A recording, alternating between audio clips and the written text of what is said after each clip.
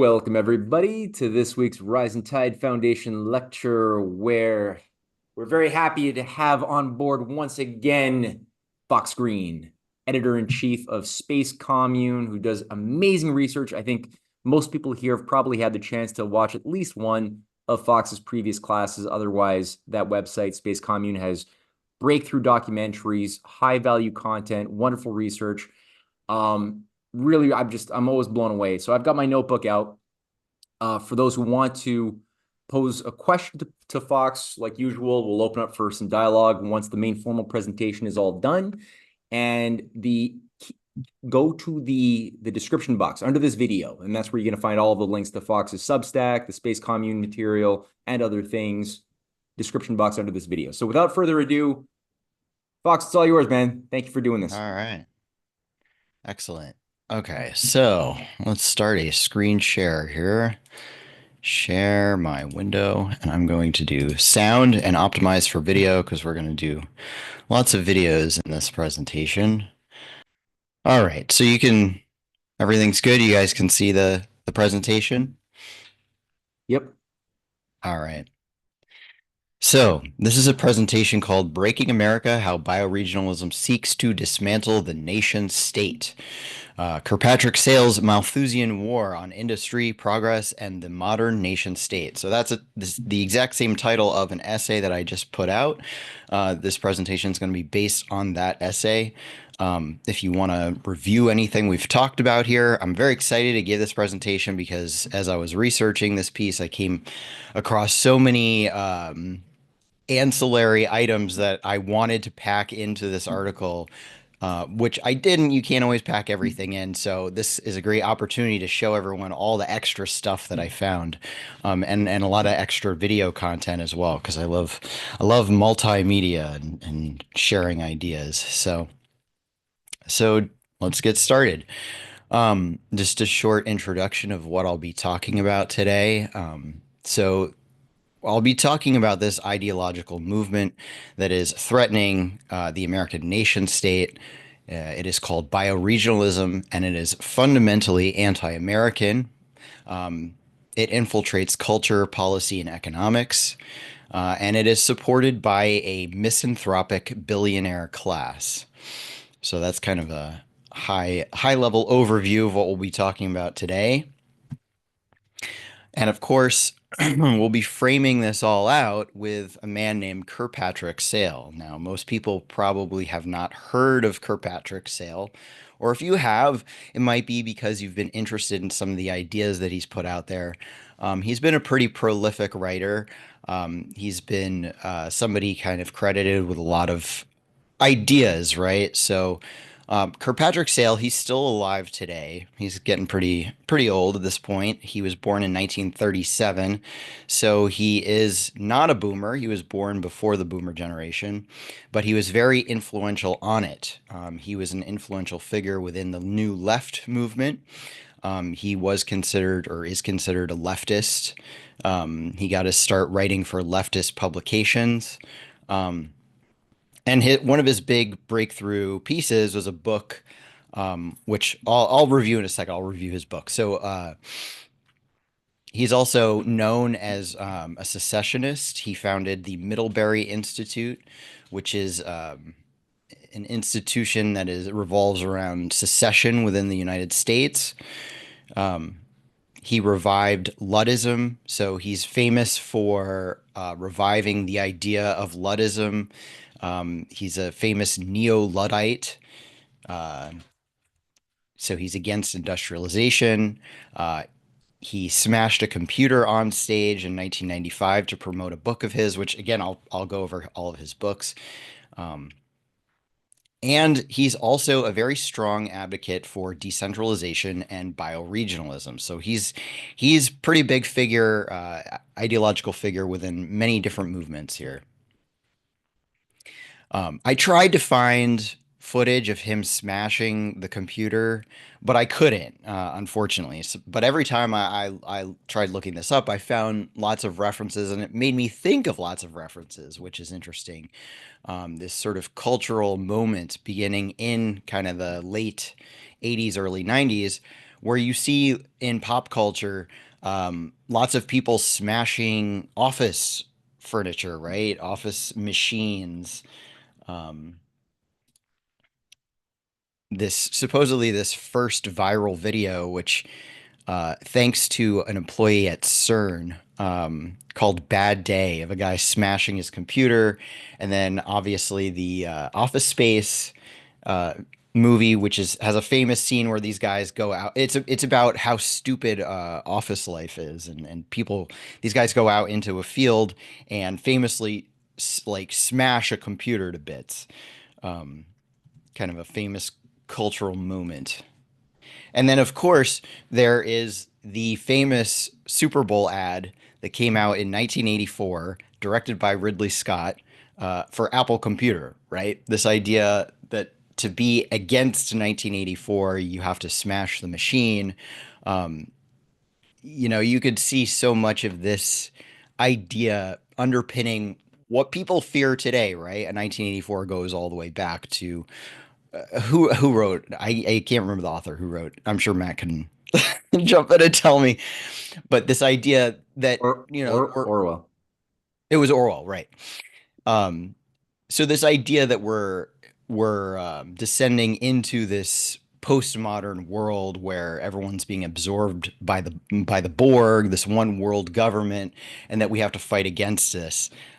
These are not new ideas. They're talked a lot about today, but they've been around for a while, and there have been people who have been sort of fighting these ideas, and fighting the machine, right? The heroine of this commercial, she throws a hammer, a sledgehammer, into this Klaus Schwab type Borg head that has everyone's brain imprisoned, right? This piece was very important. It was actually in my textbook when I took my courses on the history of design. So this is a really important sort of piece in our cultural history that you could see resonates with people.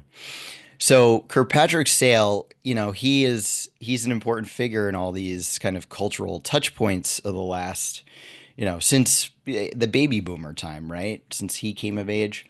So if we look at his first book here, which I touched upon in the beginning here, in 1973, he wrote a book called SDS, which is about the Student for Democratic Society, which is a huge leftist group, one of the main groups that came out of the New Left, or that originated the New Left movement within the college campuses.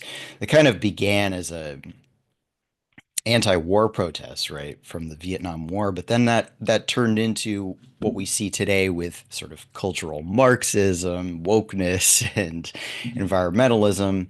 And Kirkpatrick Sale was hobnobbing around these groups. I haven't read this book. It's a huge book, but it's kind of like, you know, goes into the development of these groups. So clearly he was hanging around them in 1973. So what do we go next to human scale? So human scale would be the next one in this list here. So human scale, the title on this book says Big Government, Big Business, Big Everything. How the crises that imperil modern America are the inevitable result of gigantism grown out of control, and what can be done about it. Kirkpatrick Sale examines a nation in the grips of growth mania and the presence, the way, and presents the way to shape a more efficient and livable society built on human scale. So this is a big idea. Human scale is kind of that small is beautiful idea. Big government is the problem. Oops. Um, so yeah, he's a big originator of this idea. Well, he took the mantle and ran with it. He helped popularize this idea that big government is the problem, bigness, and that small is beautiful. Um, he helped found the Schumacher Society. He's a big acolyte of E.F. Schumacher, which we'll talk more about later. Um, okay, and then we go to 1985, Dwellers in the Land, the bioregional vision. Um, So again, here's another idea, a big idea, right? This guy is writing about big ideas here. This is kind of a bioregional Bible, an idea that kind of was again gaining popularity over the course of the New Left period. But he really put these things on, he helped put these things on the map. So we have Dwellers in the Land, and then let's see, we would go to Conquest of Paradise. So this one I don't know as much about, but I do know it's about Christopher Columbus and kind of starting to rewrite the history of America. You can kind of see what it's alluding to with the cover image. You could see, Native Americans in the corner. Um, so, right, these ideas, we start to see how he's juxtaposing um, a view of America that is sort of what we know it today. Um, and then another book after Eden, the subtitle is Evolution of Human Domination. Again, we're starting to see some themes here, right? Um, and then, of course, I think what he's probably most well known for is this book called Rebels Against the Future, um, subtitle being The Luddites and Their War on the Industrial Revolution. And then another subtitle, I guess, says Lessons for the Computer Age. So I think with these books, we can kind of get an idea of who Kirkpatrick Sale is, right? He doesn't like industry. He kind of has this romantic view of how humans should live, very small, small is beautiful, pre-industry. Um, and he's a leftist. He's very much a leftist. He was embedded within the leftist movements. So, what is bioregionalism? Again, just like the name Kirkpatrick Sale, most people probably don't know what bioregionalism is or have heard of it before, but if you have, it's because you might be interested in these topics. They're kind of niche, but for people who know what they are, they're kind of important. Um, so let's go over basically what it is on a very superficial level. You could say it's organizing societies based on ecological and watershed boundaries. It's supposedly scientific, but we will find out that it's actually very deeply ideological, and it is promoted as an alternative to the nation state, and it is supported by environmental and political movements. So we should really begin with a man named John Wesley Powell. John Wesley Powell, he was born in 1834, lived to 1902. He proposed governance. He was the first to propose governance based on watersheds. He was opposed to the optimistic development vision of William Gilpin. I know Matt's written a lot about William Gilpin, probably mentioned him quite a bit on this channel. John Wesley Powell was these guys were very ideologically in opposition to each other. Um, they were the competing ideas of their day. So he and John Wesley Powell was not popular in his day, but he's kind of been revived by 20th century environmentalists. An author named Wallace Stegner, uh, kind of a prestigious author in his era, um, wrote a book called Beyond the 100th Meridian. So what that's about is John Wesley Powell. He was a geologist who traveled out to the West and came up with these theories of how watersheds work and sort of proposed government ideas of how governances should run based off of these kind of ecological boundaries of watersheds. Um, so Wallace Stegner kind of revived he John Wesley Powell was very unpopular in his day, but Stegner kind of revived his ideas. Stegner, of course, was the mentor of Wendell Berry. Um, Wendell Berry being very popular in the small is beautiful, back to the land school of thought. Very much an agrarian thinker, very thought leader in agrarianism. And then, of course, Kirkpatrick Sale, all these guys, kind of the ideological lineage of this guy, John Wesley Powell. And of course, what goes hand in hand with this stuff is the Atlantic, which is an Atlanticist, an Anglo-American publication, very old publication that pushes a certain narrative. And John Wesley Powell fits right in with the Atlanticist narrative. So this article was written within the last 10 years. I'm not sure exactly when it was written, but it was published in the Atlantic. Called How the West Was Lost. And the subtitle is In America's First Climate War, John Wesley Powell tried to prevent the overdevelopment that led to environmental devastation. So, another part of this that I'm not going to go into, but it is worth digging into, and I will at some point, is this idea that rain follows the plow was a popular idea with Gilpin and others, and sort of the manifest destiny of going west and developing, greening the deserts, right? Greening the desert that was the western part of the North American hemisphere and the northern, or the western United States. And this idea that if you put the people on the land, they can develop it and turn it from a desert into productive land. And there, some people say that it was done wrong, and this is what caused the Dust Bowl, and that, oh, actually, John Wesley Powell, we should have listened to him. He's kind of the Al Gore of his time, who said, no, we should stay within nature's boundaries and his watersheds. And the whole reason we had the Dust Bowl was because we didn't listen to nature, right? And nature is mad at us. So, here's just a quick little blurb from this article. In 1980, Powell unrolled another map, this time in front of the U.S. Senate. The western half of the U.S. looks as though a manic paintball player has shot it with a riot of colorful splotches, each one representing a watershed.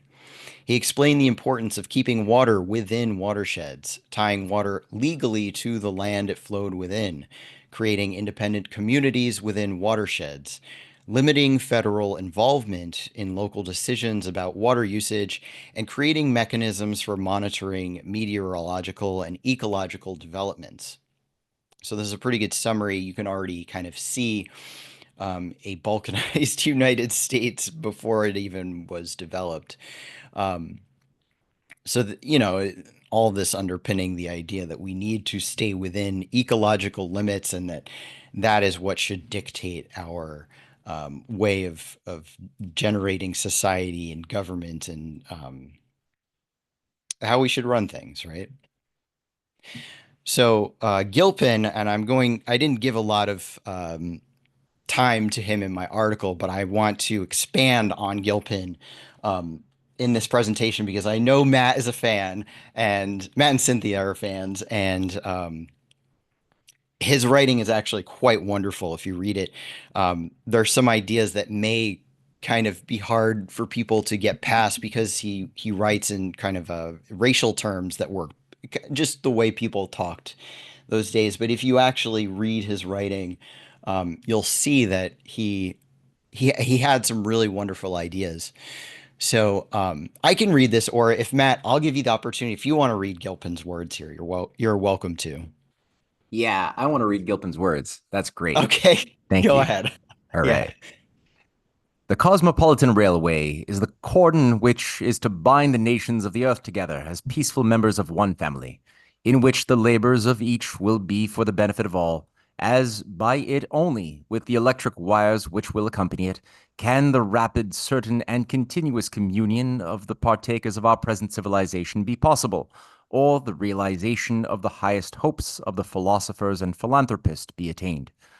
Undoubtedly, the scheme of independence inaugurated in 1776, sustained through the fortitude of the Continental Army, and consummated in the Union of 1787, contemplated a continental republic. In the ripening of time, we were called upon to receive in this union the independent and equal states of Plateau, and to construct across it a complete system of continental railway. It has been the design of the American Continental Republic from its first colonial origin to reverse the policy of the Old World, to elevate civic concord to the administration of political power, to sustain it there, to dispense with the whole scheme of military despotism without respect to its antiquity, its arrogance, or the heretofore universal success of its subtle union of hypocrisy and force, to inaugurate for mankind a code of political practice which shall bring the science of government into accord with the divine code of morals and religion, cradled 1,890 years ago in the manger of the stable of Bethlehem.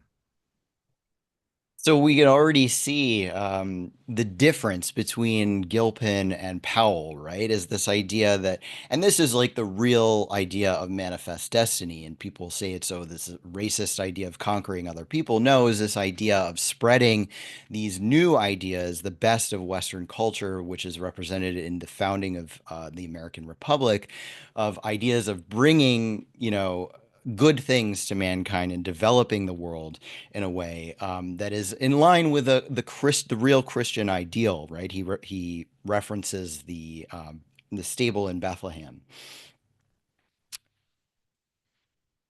And then if you want to continue, Matt, go ahead. Okay. Or I can read it too if you want. I no, I can do it. Okay, go ahead. Here. Railways continue to extend themselves, soon to become a universal system over all the lands of the globe. We have seen the energies of the American people bringing into line and into use these new powers, span their continent with the Pacific railways as with the rapidity of lightning from a mountain cloud, availing themselves of the favorable thermal warmth upon the plateau and upon the immediate seacoasts, bathed by the Asiatic Gulf Stream. They will continue to expand their work to Bering Straits, where all the continents are united. This will extend itself along the similarly propitious thermal selvage of the oriental Russian coasts into China. To prolong this unbroken line of cosmopolitan railways along the latitudinal plateau of Asia to Moscow, to Berlin, to Paris, to Madrid, and to London will not have long delay. The less significant and isolated continents of the southern hemisphere, South America, Africa, and Australasia, will be reached by feeders through Panama, Suez, and the chain of oriental peninsulas and islands. The whole area and all the populations of the globe will be thus united and fused by land travel and by railways. One more. This is the best part. Yeah. Behold what 4 brief decades have sufficed to originate and accomplish. In an age awakened and armed with the subtle democratic power of free and abundant gold, what celerity of motion, what vivacity of progress, what victorious, what triumphant, what sublime energies, what works of magnitude, how benignant to mankind, how prophetic of the future, how charitable to universal humanity. I couldn't Right, and pronounce so this that. is how what's that? I couldn't pronounce benignant, but benignant. I think it's pronounced like it's the opposite of malignant, benignant, I think. I Ah. think you said it right. Yeah. Um, but yeah, so this is how his book ends. He's so excited by this idea of connecting the world by railway, right? And so this is the idea of expanding the American nation into the western part of the continent, and then further, right? The idea was that further after we do our real good manifest destiny of bringing progress and wealth and all these material comforts to all of mankind, then we expand into these other countries. And he explicitly talks about Asia and Russia and connecting everything, right? So this is completely the opposite of Powell's idea of everything needs to be kind of contained within your watershed, right? And that we shouldn't expand beyond these sort of supposed natural borders that are set up for us. Um, So on top, I have the picture here you can see of Gilpin's American economic, just, and correct map of the world. Um, and I ripped this off of Matt and Cynthia's website because it's like the only copy I could find. I wish there were bigger, higher res versions of this. Um, but you can see it looks very much like the World Land Bridge that is promoted by the Schiller Institute. LaRouche promoted this idea, the New Silk Road. And this is basically what China is doing, right? With the One Belt, One Road, the World Land Bridge idea, this idea of connecting the entire world by train so that we can have commerce and a world of peace. When you build trains and have connections with people, you have less incentive to blow them up, right? And less war. So this is the idea of peace through economic development. And these are ideas that are extremely American to their core. We have great patriots like William Gilpin who are promoting this idea. This is the real American ideal. And it's not just American, it's a universal idea, which is why other countries are picking up the ball and running with it. So, but let's continue on with bioregionalism. Um, so, bioregionalism, is it science or is it sentiment? So, bioregionalists describe it as a felt sense. It's not based on scientific rigor, but ideological perspectives. It was other than Kirkpatrick Sale, somebody named Peter Berg. I don't think he's around anymore, but he was a popular figure in the New Left, sort of post World War II era. He referred to it as a terrain of consciousness, um,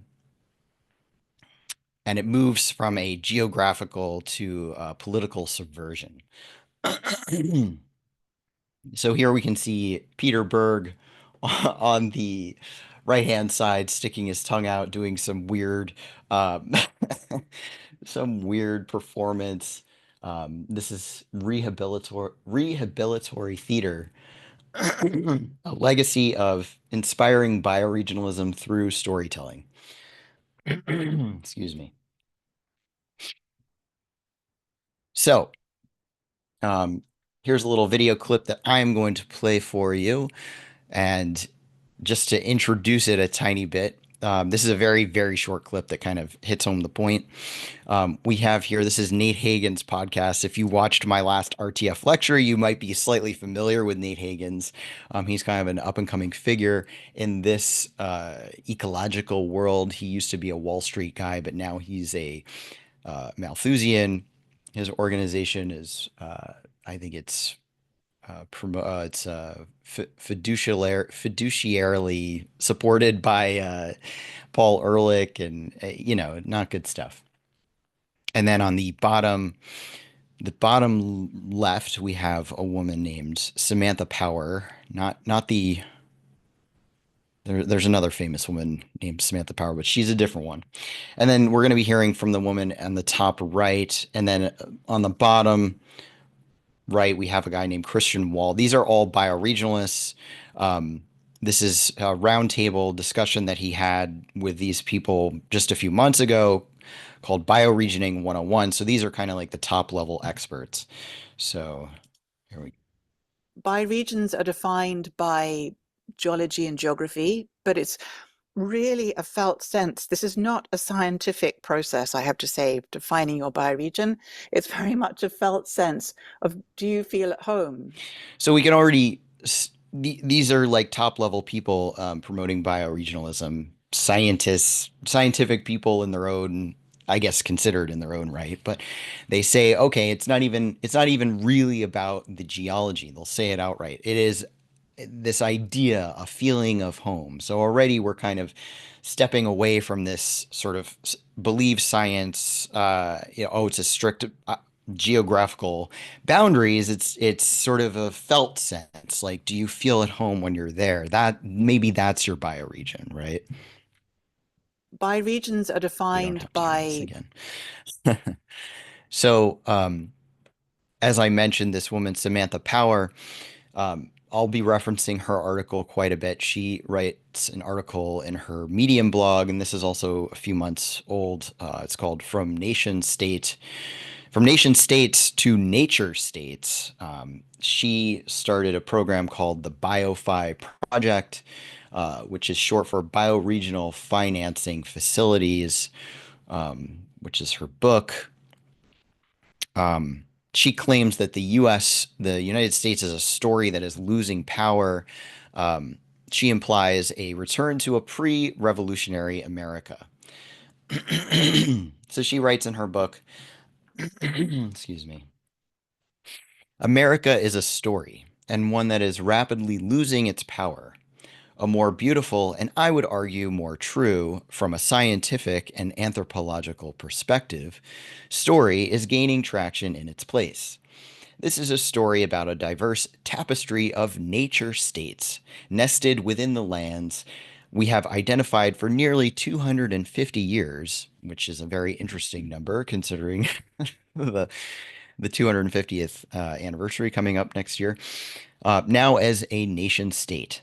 As the nation state and its systems show how brittle they are, as they continue to perpetuate harm and destruction beyond belief, as they are short of meeting our basic needs, as they fail to provide us with nourishing food and clean water, as they fail to inspire or connect us, as they pull us more deeply into the myth of separation. Many of us are feeling called to rehabit a separate country, as bioregional trailblazer Peter Berg laid out in his 1978 Bioregional Treatise. So Nate did the work for me. He clipped this. He clipped this from their roundtable discussion. So this is, I think, a very interesting clip from Samantha Power talking about turning nation states to nature states. So I'll just play this clip. It's only like 2 minutes long or less.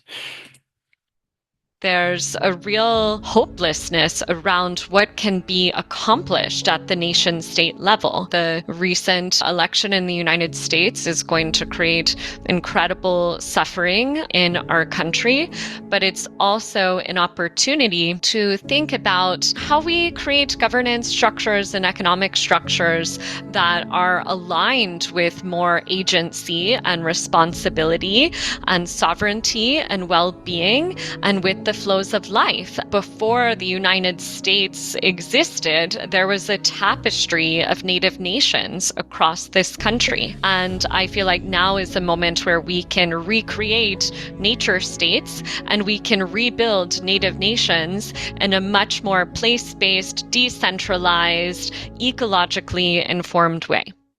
Okay. There's a real... Sorry.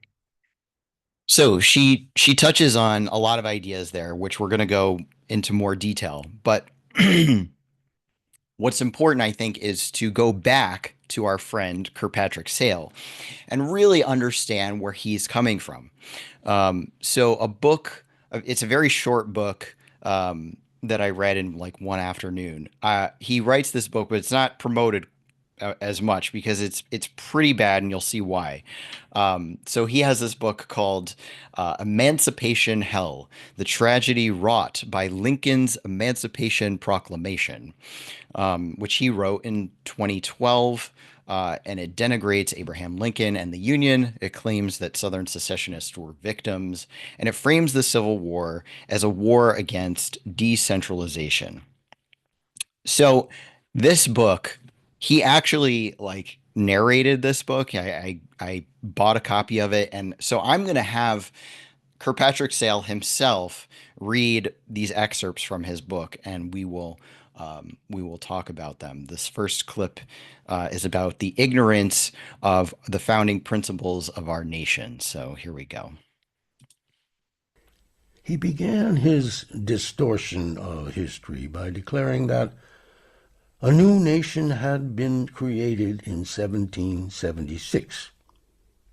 It was, in fact, created in 1789, of course, so that he could make subtle reference to the Declaration of Independence and its assertion that all men are created equal, though his implication that it was part of the new nation a new nation, quote, conceived in liberty and dedicated to the proposition that all men are created equal, was entirely false. In fact, the Constitution that created that nation makes no mention of equality at all, and indeed it endorses the institution of slavery and provides for the return of fugitive slaves. As to liberty, that is mentioned in the preamble obliquely, to secure the blessings of liberty, it says, but it comes seventh after more perfect union, justice, domestic tranquility, common defense, and general welfare, suggesting that its role in the conception of the nation was minimal at best. And unlike the others, it is not subsequently mentioned or provided for in the articles. So Sale is making the argument, and you'll hear a lot of leftists, a lot of these crazy leftists that we hear from all the time, saying that, the United States was founded for these terrible reasons and that it had nothing to do with equality and justice and a view of mankind that is very good at all, right? This, he's kind of stating, oh, he's basically using these ideas to promote what he wants to do, which is the Emancipation Proclamation, which is very government overreach, and that he is talking about ideas that don't really hold water. This is Sale's assertion, is that these ideas which are in our founding documents don't really mean much, and that actually the economics of the founding of our country were not what they say they were. So here's the next clip is about this is where it starts to get pretty bad, is Sale blaming Black societies which were formed in the post-Civil War era for the formation of the Ku Klux Klan. So I'll let him do the talking here. Exactly what these black societies did is a matter of some dispute. Some argue that they acted only when threatened by unresponsive whites. Others, such as an English visitor, Robert Summers, that they caused, quote, a real reign of terror among the whites, unquote. The response of whites in many places in the South was to create white secret societies of their own, the most important of which was the Ku Klux Klan, started in Tennessee in December 1865. In the following year, it spread to all of the southern states, though initially it was designed more for defense against federal troops and black societies than as an offensive weapon. It attracted at beginning a great number of respectable men of position and was led by generals from the Confederacy, for example, James Clanton in Alabama, James George in Mississippi, John Gordon in Georgia, who sought to create an intimidating military force that, using secrecy and disguise, would deter any black interference. So what really stands out when I'm reading Kirkpatrick Sale's book is that he has absolutely, he's very strict about criticizing to the letter, to the T, the founding documents, Lincoln, the Emancipation Proclamation. Oh, it really meant this, it really meant that. But when it comes to the Ku Klux Klan, he's very apologetic, and he says, oh, well, it was meant to be defensive, it was meant to act against these unjust black societies that were popping up. He's giving them, he gives, Lincoln no quarter whatsoever, but he gives plenty of leeway to the Ku Klux Klan, which is quite disturbing in my mind. Exactly what the... And then, so the final clip here, which I think really illustrates the paradigm on which Sale operates, is this idea, his view of human beings. He's very sympathetic to the South, in the context of the Civil War, and he speaks about the immense loss that they suffered. And so let's just listen to this clip. the South suffered an estimated $3.3 billion in property damage, including railroads, bridges, one-third of them destroyed, banks, factories, warehouses, and homes. And some 3.5 million slaves, reckoned in 1860 to be worth 3.5 billion in 1860 dollars, equal to $10 trillion today, were taken from their owners. What historian R.R. Palmer has called, quote, an annihilation of individual property rights without parallel in the history of the modern world. No people anywhere having to face such a total and overwhelming loss of property values as the slave owners of the American South. So it's a very, very jarring thing to hear this guy. You could see where, his ideologies lie, referring to this immense loss of property, being human beings as property, and feeling great sympathy for the people who owned these human beings. So perhaps when he is talking about our founding documents as upholding slavery, maybe that is wishful thinking, since he seems to think it's very sad and an overwhelming tragedy when human beings who are considered property are lost. Really, really bizarre stuff coming from somebody who is supposedly a leftist, right? So, this isn't just him yammering on in books and, being a keyboard warrior about this stuff. He actually puts his money where his mouth is, and he organized a secession coalition with race separatists. So in 2006, the North American Secessionist Convention happened, the first one. It brought together neo-Confederates, libertarians, environmentalists, and indigenous activists.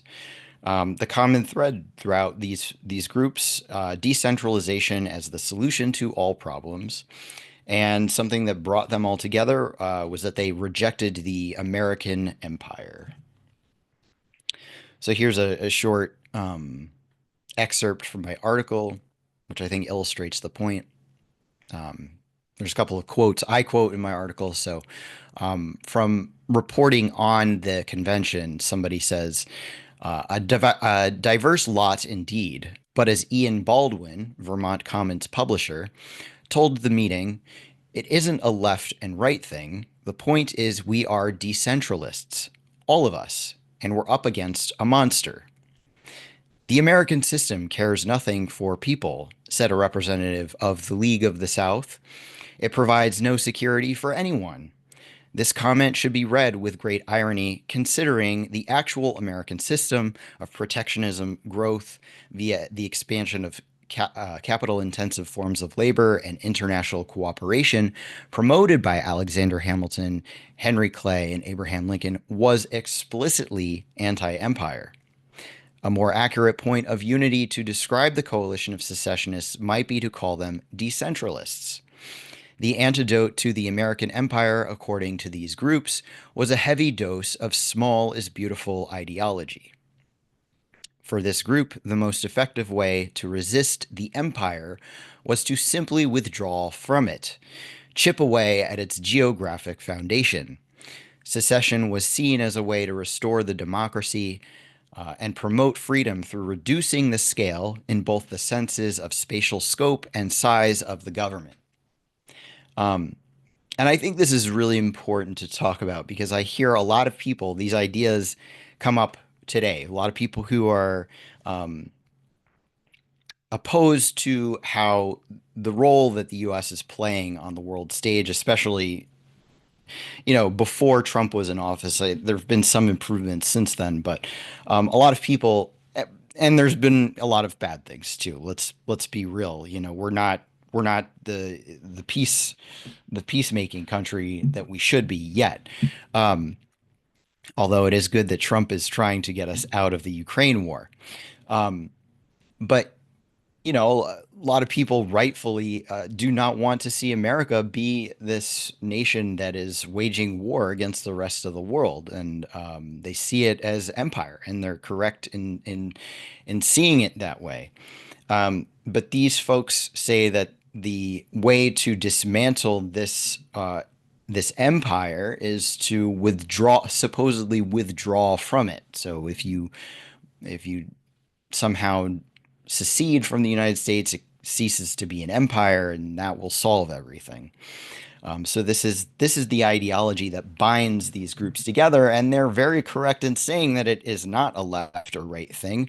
If we take a look at these groups, these are the insignias of the groups that were represented at this event. We have, these neo-Confederate groups: League of the South, Confederate Legion. We have a strong showing of libertarians, which can be, usually they're more right-leaning, but they can be left-leaning as well.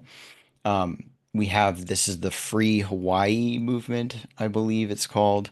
And this is an indigenous group that believes in sort of they were taken over, they were annexed by the United States, but they wanted to remain in their monarchist system, which is what they had prior. You have Specifically Christ- their British monarchist system. That's Right. what they have. Wow, it's so explicit. Yeah. There's so many veins that you could crack into the history of Hawaii. That's something that's definitely worth looking into. But yeah, and then below the libertarian group, we have this flag, which stands for a Christian fundamentalist group. I can't remember the name of it right now. This next to this is the Abbeville Institute. Keep this in mind because the Abbeville Institute will pop up later in this presentation. The new Vermont Republic, or Second Vermont Republic, I believe it was called. That's what this green flag is down here. And they're a very, very crunchy leftist group. They're a New England group that is very much considered a left-wing organization. To the right of that, there's another sort of democracy type leftist organization. So here you have just a smattering of left, right, and everything in between ideologies that came together, supposedly because they are against the American empire and feel that decentralization is the way to fight it. So, quick pop quiz. I've got a quote here, and I'd like people to guess in their head, who said this quote? What we've seen is that the pursuit of industrial capitalism, corporate capitalism, in the United States, which is actually fascism, where the government and business work together over the course of a little more than a century of their influence on education and their influence on every aspect of our economic life. Now, if anyone wants to take a guess, you're welcome to, or you can think about it in your head. Who said this? Who does this sound like, right? Maybe think for a second.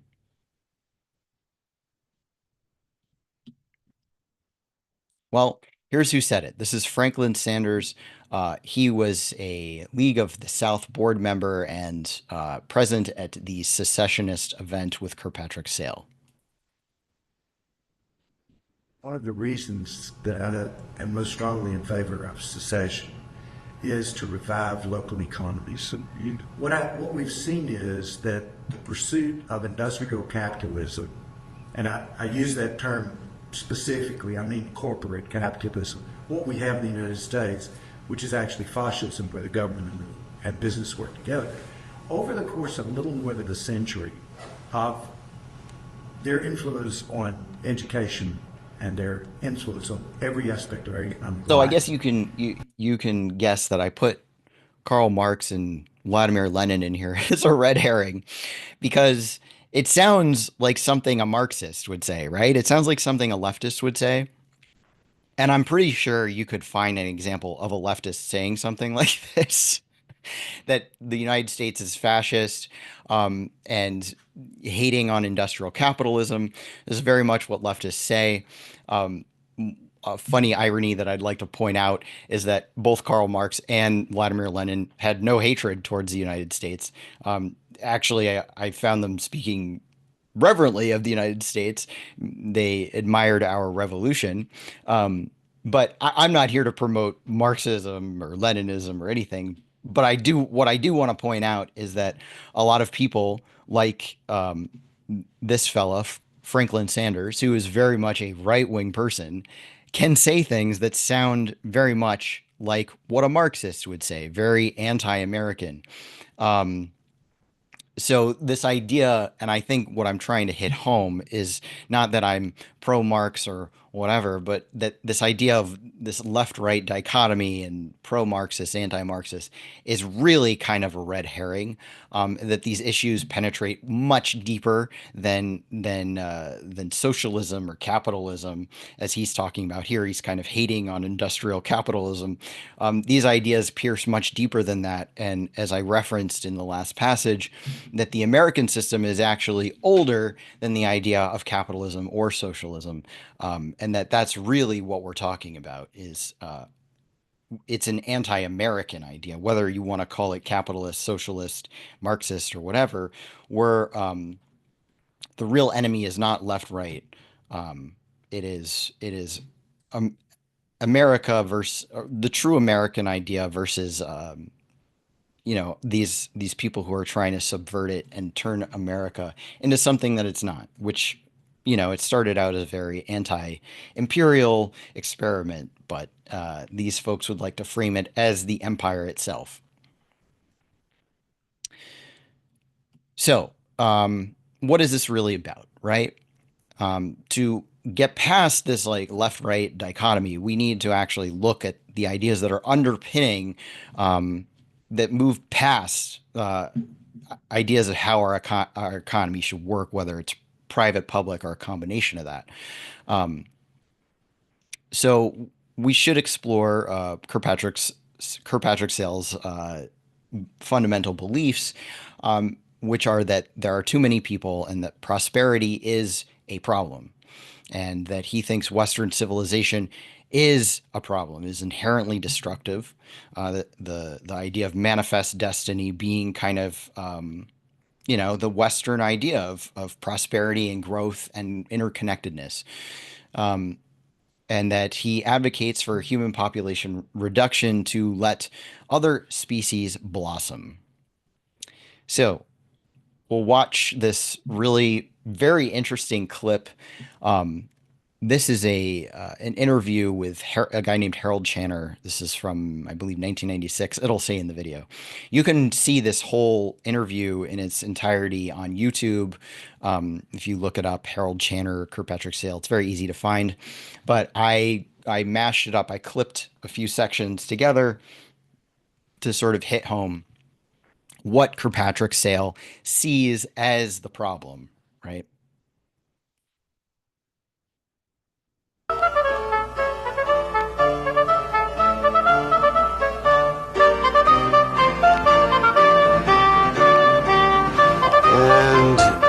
What I kept coming up against was the obvious fact that Western civilization is the problem. Mm-hmm. It's not the answer, it's the problem. Oh, okay. And that it is the attitudes that have been taught to us by Western civilization that are preventing us from the right relationship to nature. Increasing material standard is the problem.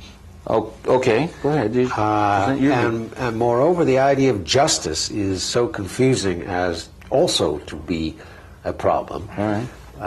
And the fact that we have so many of us is the third problem. It is not possible for the world to imagine higher levels of material prosperity. That is, in fact, the problem. Again, that has to be looked at in a new way.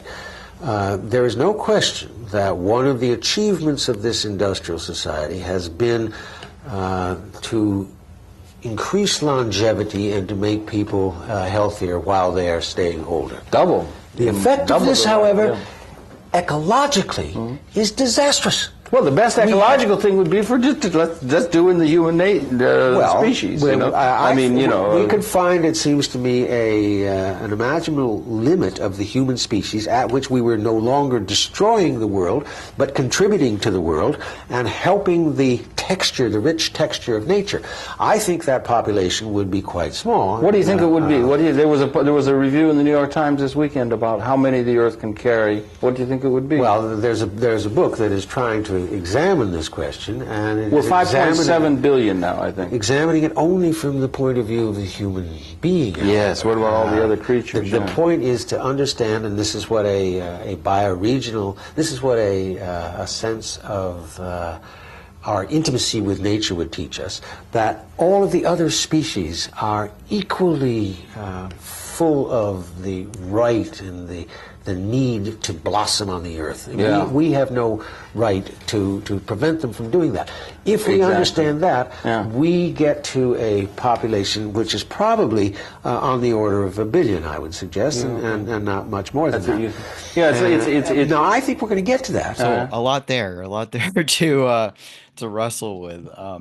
Clearly, Sale is opposed to the Gilpin idea of spreading, material wealth amongst the whole world.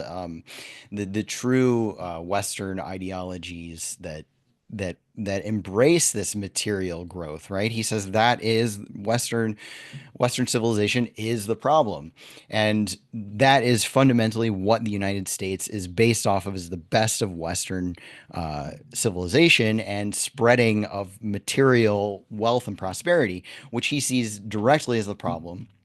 He also identifies justice as something that is not worth considering, which ties back to why he has such a problem with Abraham Lincoln and the Declaration of Independence, and upholding ideals on which our country was founded, ideals of justice.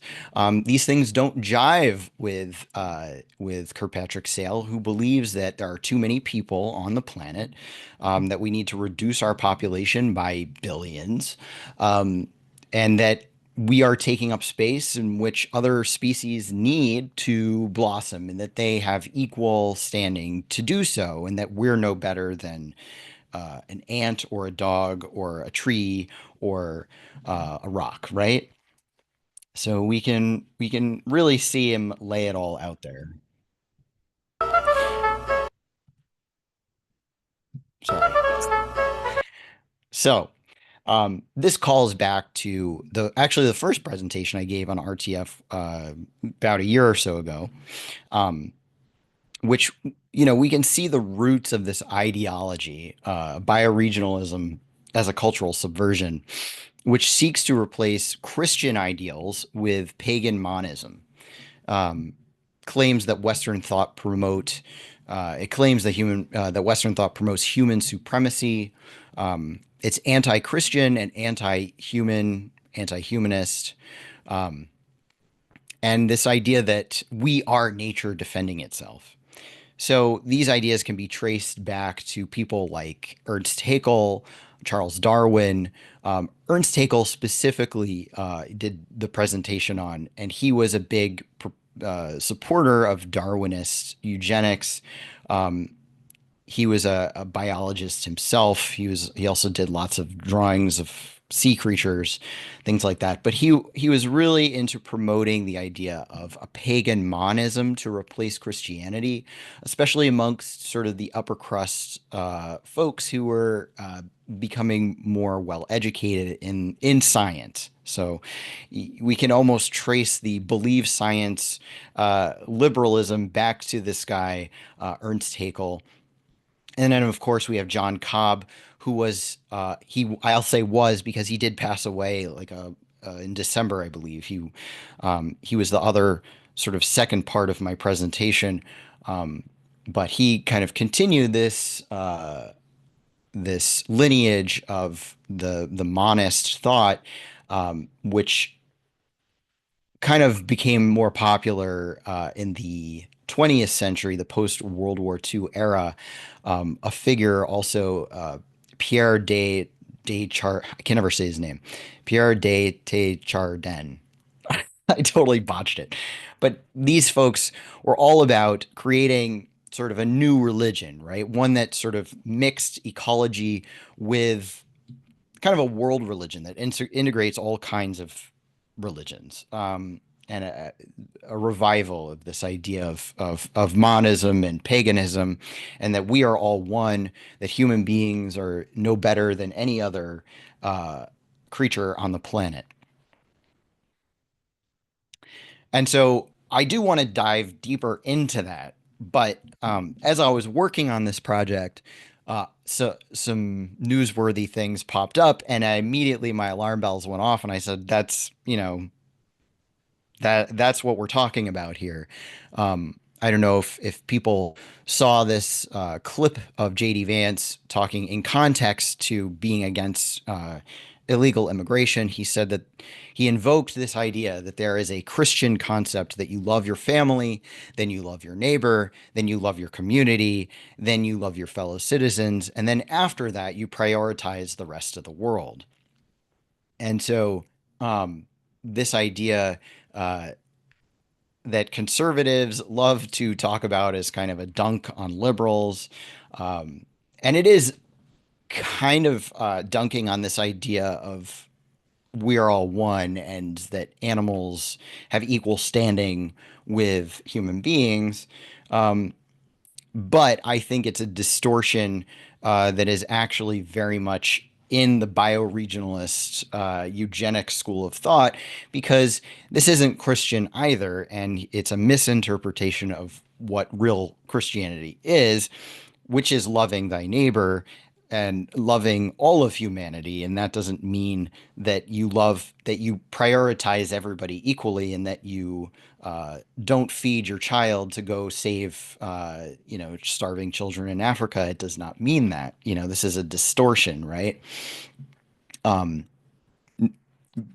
Christian ideal does not have a limit to how many people you can love. It doesn't say, oh, you only have a limited amount of love that you can give. No, the Christian ideal is that you love everybody, and that there is no limit to who you can love, right? That you see all of mankind as the Creator does, which is that the Creator loves, all of human beings the same way, that he doesn't prefer one over the other. So this is a complete distortion. It's actually loosely based closer, that he says that it's a Thomas Aquinas quote, but I think it's more akin to this idea that is called the Dunbar's number. And Robin Dunbar, who popularized this idea, he's a biological anthropologist, evolutionary psychologist, and specialist in primate behavior. He's a professor emeritus of evolutionary psychology, of social and evolutionary neuroscience in the University of Oxford. In 2015, he was awarded the Huxley Memorial Medal.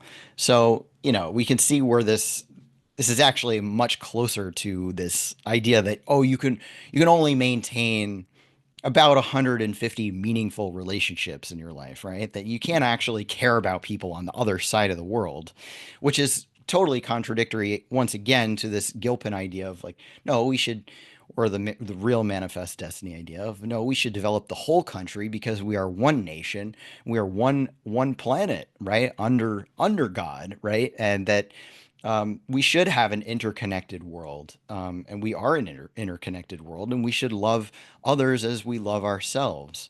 That is the Christian ideal, and these guys know it. They know what they're doing. So, of course, J.D. Vance's words were picked up by the Abbeville Institute, the secessionist organization. They picked up on this little flashpoint in pop culture here. They said, and this article came out written by Rod O'Barr right after the J.D. Vance quote went viral. And he says, by the nature of our spatial existence, by immediacy, proximity, and familiarity, we have a more intense and demanding moral obligation to meet needs where they can have the most positive impact. There is a practical reason for saying think local. By emphasizing the priority of local government, charity will be more intense because it is in immediate proximity for those for which it is intended to serve.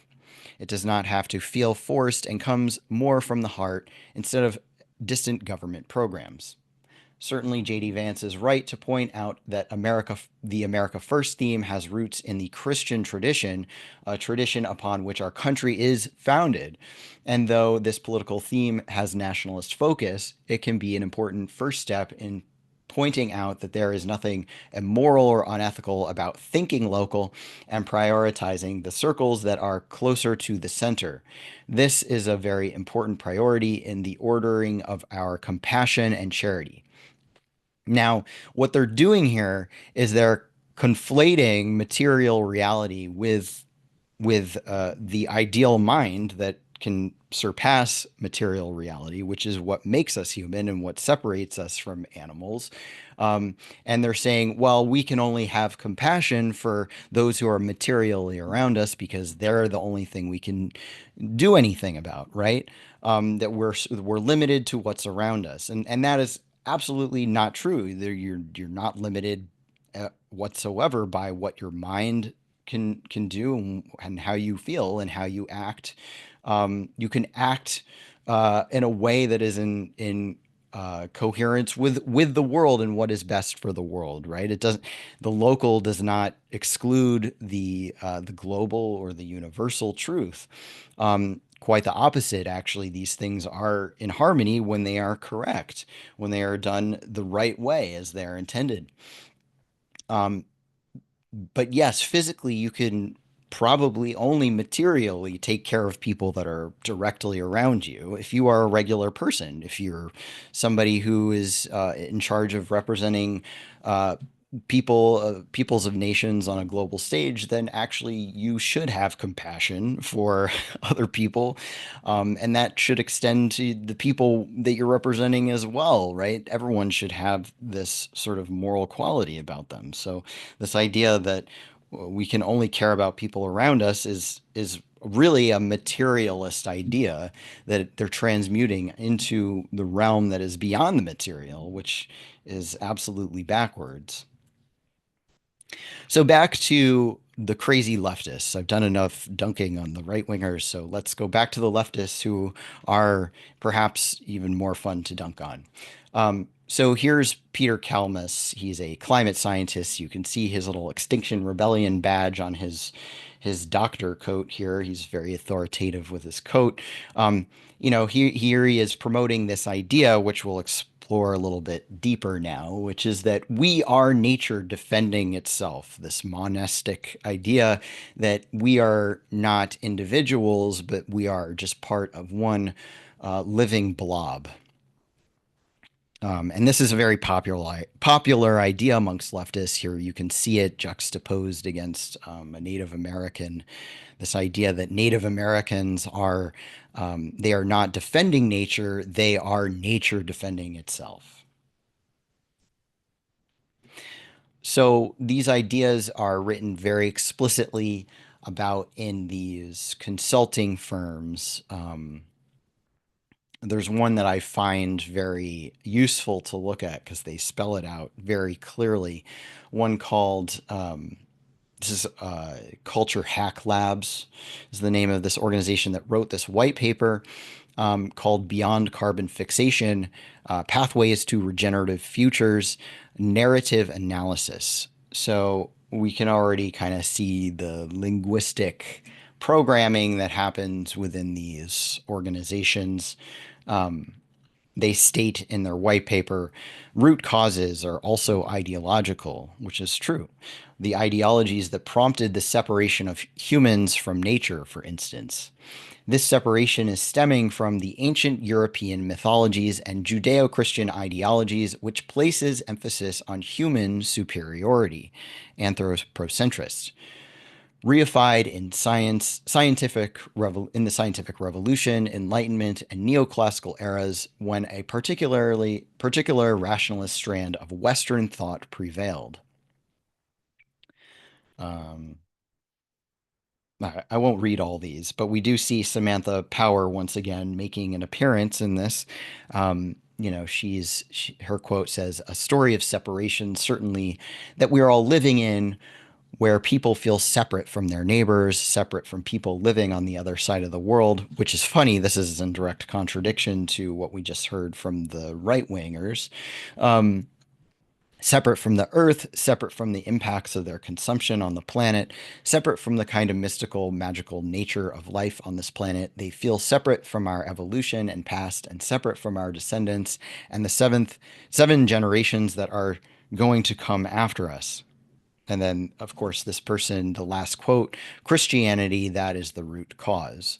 So this is clearly a very leftist organization that sees Christianity as the root cause of human-centered way of life that is killing our planet.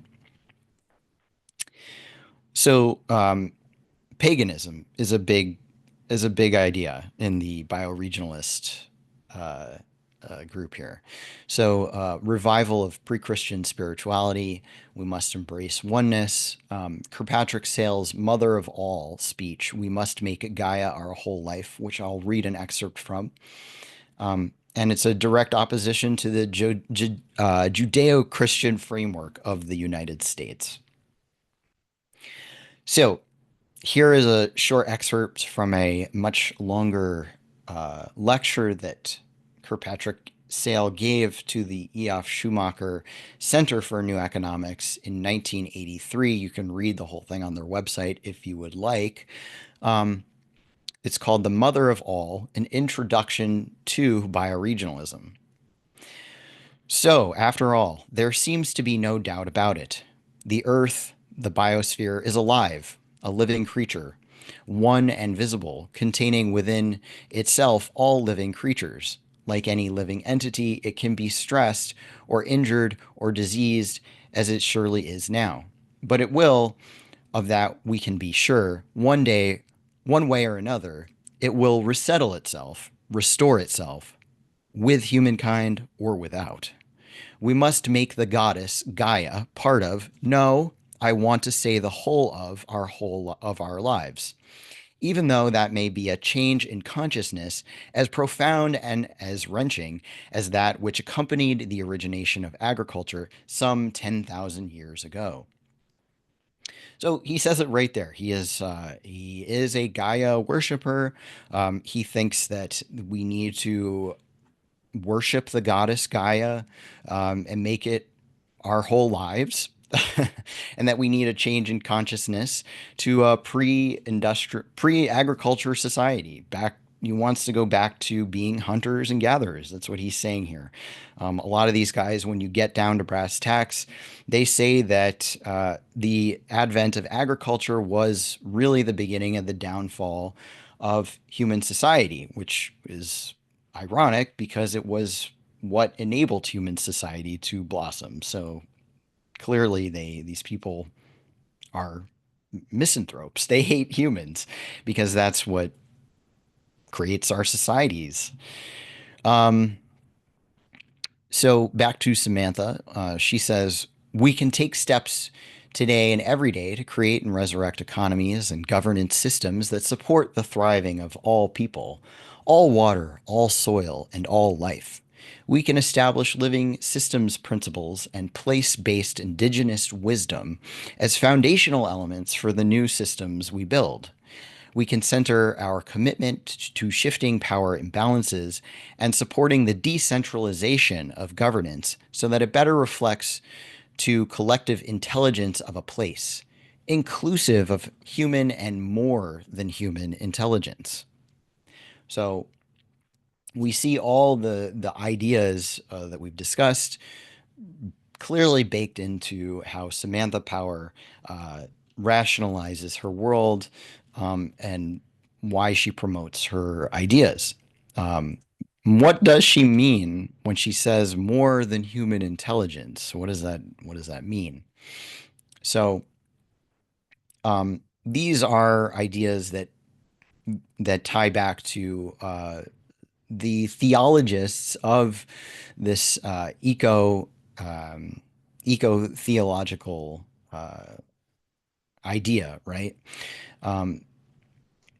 So this is an excerpt from Michael York, from an article that he wrote called Ecocentric Paganism. So he justifies why we should return to paganism from an ecological perspective. At perhaps the spiritual forefront of this developing consciousness concerning our dying planet, the reemergence of paganism as a consciously renewed religiosity is a natural and seemingly inevitable response. While there is no universal definition of paganism, three of its paradigmic features are: 1, a veneration of nature; 2, a this worldly emphasis, meaning monism, meaning there is nothing beyond this world. There is Gaia. We are the world is, we are Gaia. There's just one thing. A corporeal spiritual understanding of the divinity. Corporeal spiritual, so a physicality. And then other hallmarks of paganism include a recognition of enchantment and the value of pleasure. So a hedonistic view, Benthamite kind of pleasure and pain view, deific pluralism, and a sobering non-anthropocentric humanistic ethos. However, it is three central foci that together are paramount and form a pagan ecocentric understanding. So we're starting to get to the roots of where all this weird shit proliferates, right? Is just reconfiguring how the culture works, right? Hacking into our cultural ethos and our spiritual ethos, our religious ethos, our philosophical ethos. And these folks are hard work at doing this supposed hard work, right? This hard and disgusting work. There's a really fantastic EIR article called Prince Philip and the EPA Revive Paganism as Ecology that came out in 1990 that goes over, actually hits on a lot of the things that I've been talking about. But this author, Kathleen Klinitsky, did a really bang up job. And I think she really hits the nail on the head as far as explaining something that's kind of been present throughout this presentation, which I haven't touched on yet. But she writes, Native American spirituality is seen as especially useful in promoting eco-paganism, not simply because it is obviously pagan, but because it melds perfectly with another key aspect of the eco-fascist assault: the goal of balkanizing the U.S. into an agglomeration of bioregions, supposedly modeled on geographic distribution and organization of the pre-Columbian North America. So, of course, going back to Kirkpatrick Sale's book, which I am sure is railing against Columbus, we get to see themes emerging again. So, you know, in order to actually allow for this petulant crap to find its way into the people's minds within our nation, you need to hack culture, right? And this is really, really dirty stuff. But again, this is the group that wrote the white paper. They used to call themselves the Rules.org, but now they're called Culture Hack Labs. But you know what they've been doing all along. They're very explicit about what they do. They're kind of a consulting firm for top-level globalist Malthusians. So I'll play this short video, and you can see exactly what they're all about. All power rests on the ability to control language. Humans make sense of the world through stories. These two core insights guide the model of campaigning we call culture hacking. At The Rules, we have spent the past 8 years building tools and practices to target the deep logic of hegemonic narratives and to create alternative stories. We combine big data analytics with cognitive linguistics, memetics, anthropology, and social psychology to develop narratives that support the transition to a post-capitalist world. Our first step is to ask questions about our collective narrative desires, needs, and entry points. Then we map the narrative space, creating a picture of the shape of the narratives that are always ongoing all around us. We work to understand the who, how, where, and why of narratives using network analysis and linguistic analysis, putting together a narrative toolkit. Through in-depth analysis of the deep logic embedded in hegemonic narratives, we recode and create new, powerful counter-narratives. We intervene in the narratives we want to change, seeding new ideas and changing the culture toward post-capitalist futures. We are seeing how the capitalist system co-opts all forms of dissent. Traditional forms of politics and activism are increasingly ineffective. A new form of activism is emerging that shifts the very cultures at the heart of our global operating system. As social justice movements work together and connect the dots between struggles, we are strengthening our ability to hack the dominant global narrative that is destroying the foundations of life itself. Right. So it's actually pretty jarring to see something like this, and they're kind of bragging about their ability to do sort of linguistic programming a la Noam Chomsky. It's very, very dirty stuff, but they seem to be quite proud of it. I know they have very much an anarchist ethos. So I'm going to let this person in the room. So now we get to, the funding part of this. So where does this all come from? Who's funding this culture hacking revolution of Mother Gaia? And so we land on the Novo Foundation, run by the son of Warren Buffett, Samantha Power and her bioregional financing, and Culture Hack Labs, and how they push decentralization, and how they use indigenous rhetoric to justify the dissolution of the nation state. So here is Warren Buffett with his son Peter.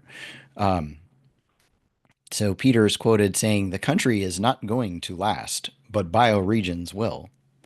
And on Novo Foundation's website, their very small website, they have a bunch of FAQs. One of them talks directly about bioregionalism. So Novo's intention is to support individuals organizing and communities who are working together to regenerate their bioregion, particularly watersheds, in broad community with others and in ways that create new systems of human organization, from the relational to the economic. Said another way, people and communities who are not helping develop regenerative economies and ways of living for today, but are also planting seeds for a post-collapse world. And then Samantha Power says, finding the others and telling new stories. As the Culture Hack Lab says, people make sense of the world through stories, right? We need to tell new stories and hack the culture. We can then weave our efforts together and create a regenerative vision for our nature, states, and native nations. Through this process, we can work on healing and reconciliation. We can learn to bridge class and cultural divides, to develop solidarity and commitment to serving life. And from there, we can begin to develop institutions that serve our places. These native nations and new nature states can operate in parallel to nation-state institutions and can even receive federal grants. And the old nation-state level institutions will become less relevant over time. And then she's got a quote from Buckminster Fuller who says, "You never change things by fighting the existing reality. To change something, build a new model that makes the existing model obsolete."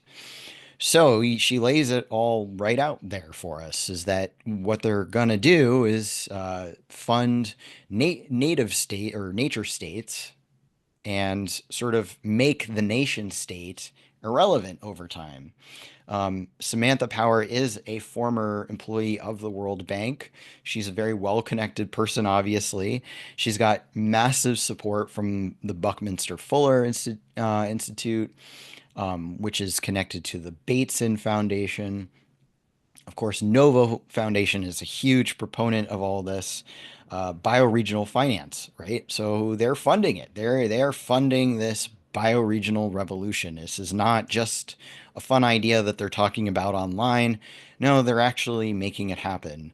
So it's good to be aware of what they're doing so we know how to stop it, right? Because they're definitely pumping their resources into this idea. And they have been for a long time, as stated in that EIR article. This has been going on for a while. Now, I'd like to take a little bit of a sidebar here, a side trip, because Matt actually had brought to my attention this idea of game B, and I'd never heard of this, but I looked into it a little bit, and I said, oh my God, this intersects directly with my research into bioregionalism. It's completely related. And I know that there's been some presentations on this channel about game B, so I figured why don't we cross-reference here and I'll show you how all this stuff is connected. So I think you guys on another presentation watched this entire video for game B. I'm not going to play the entire thing. I've just clipped out about a minute of it. So just to hammer home some points here.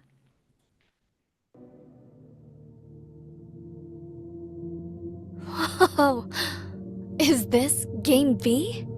To face this meta-crisis, we must consciously revitalize our tribe's special ability to adapt quickly with a co-creative strategy of culture.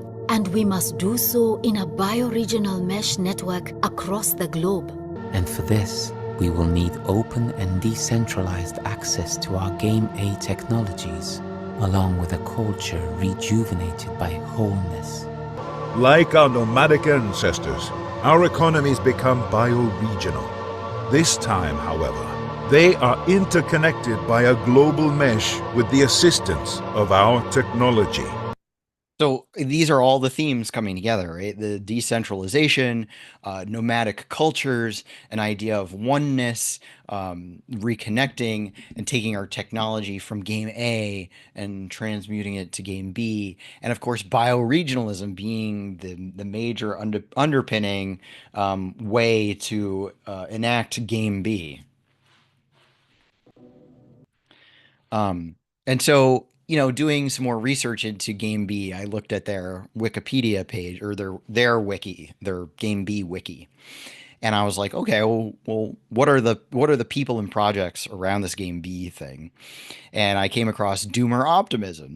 And I was like, oh, I've heard of that, Doomer Optimism. And if you check out their channel, they have a podcast. Of course, they bring up John Wesley Powell. You know, they know the history. They know where this goes back to. And looking up this guy, Jason Snyder, who's a big proponent of clearly Game B and bioregionalism. You know, I looked him up and I was like, oh yeah, this guy blocked me on Twitter a long time ago, like years ago. And I couldn't remember why. I looked it up to see if I had some weird interaction with this guy, and I never have I ever even talked to him, but I was tagged. It was very interesting. I'll bring this up. It's kind of funny. I was tagged by somebody along with him back in 2021. He said, I wonder if Fox Green and Jason Snyder have ever or would ever get into a grounded conversation about Jason Hickelbrand degrowth, which I see as distinct from what JMG advocates for. Feel like there's a needle to be threaded. Jason Snyder says, I'm a big fan of Hickel's work, as you can see. I think JMG and Hickel are on the same continuum from less to more optimistic, both foresee degrowth. The crux is probably whether it is even possible to move away from an economy with economic growth structurally baked in with some kind of collapse. So again, themes of collapse, degrowth.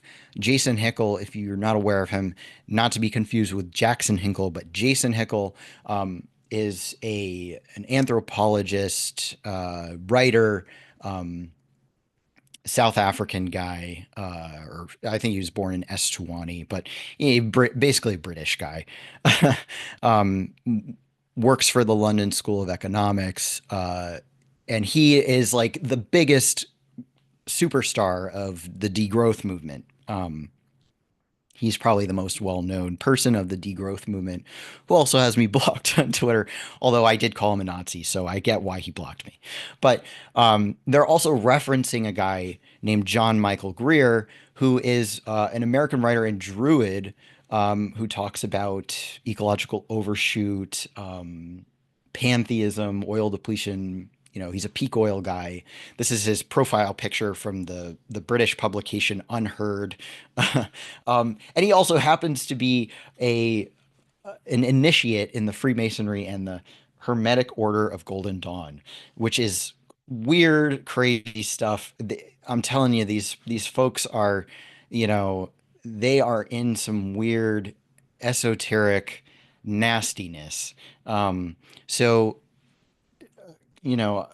I have come from this perspective of, which is ironic, a localist perspective. I actually care very much about my local community, perhaps a little too much, which has gotten me into a lot of trouble because I've figured out some things along the way that are quite disturbing, which I'm sharing with you today. So back about 5 years ago, there was an article that came out in The Guardian called "The U.S. City Preparing Itself for the Collapse of Capitalism." From a festival that helps artists trade work for healthcare to a regional microcurrency, Kingston is trying to build an inclusive and self-sufficient local ecosystem. So I live here in Kingston. I've lived here for over a decade now. I own a business. I own a house. This is where I live. This is where this is my hometown.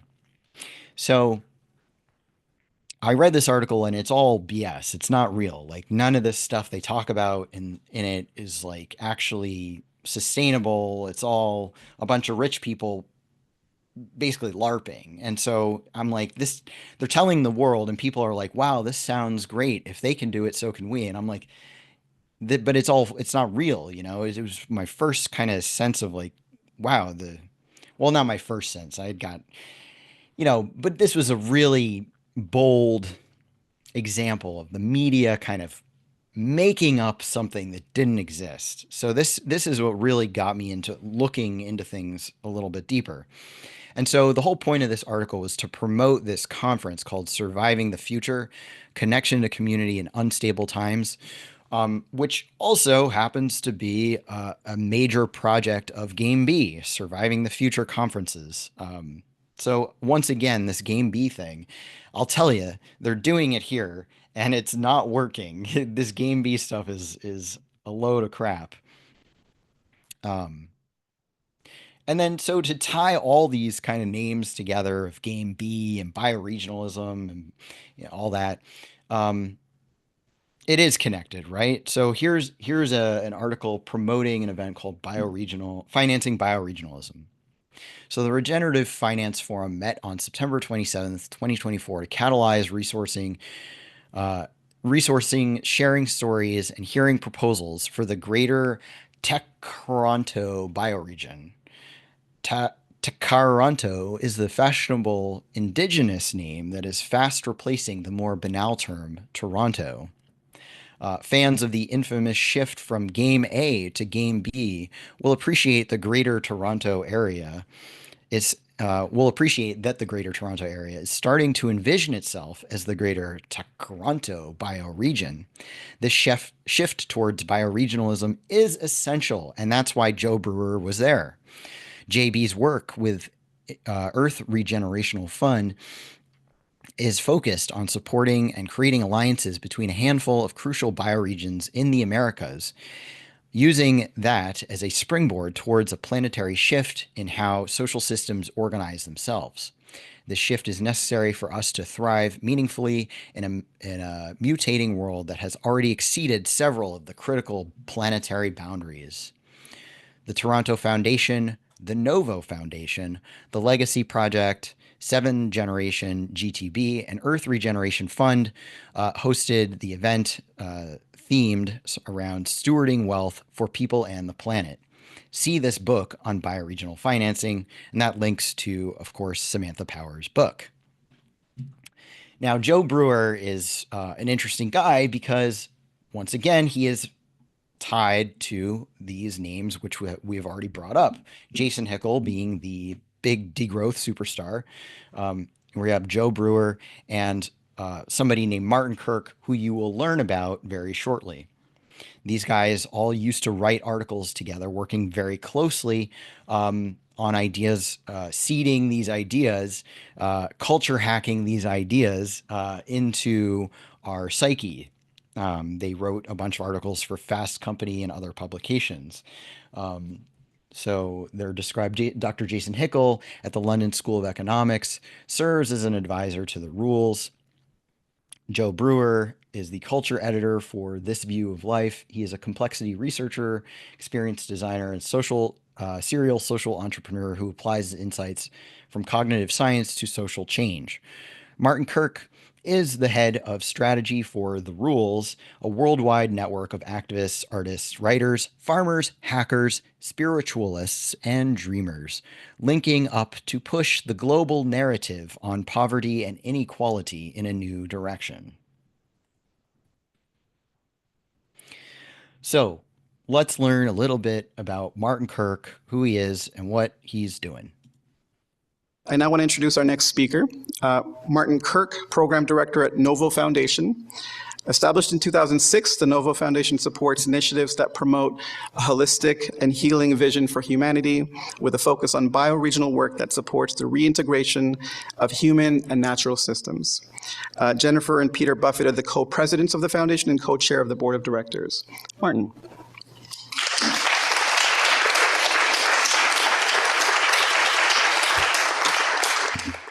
I wanted to start with where we start from, what our basic worldview is. And I will say a lot of it aligns very deeply with what we've heard today. We try to take the very long view, the civilizational view, if you like. And one of the ways we describe this is we believe we're coming to the end of a 500-year civilizational arc, and the next one is just beginning now.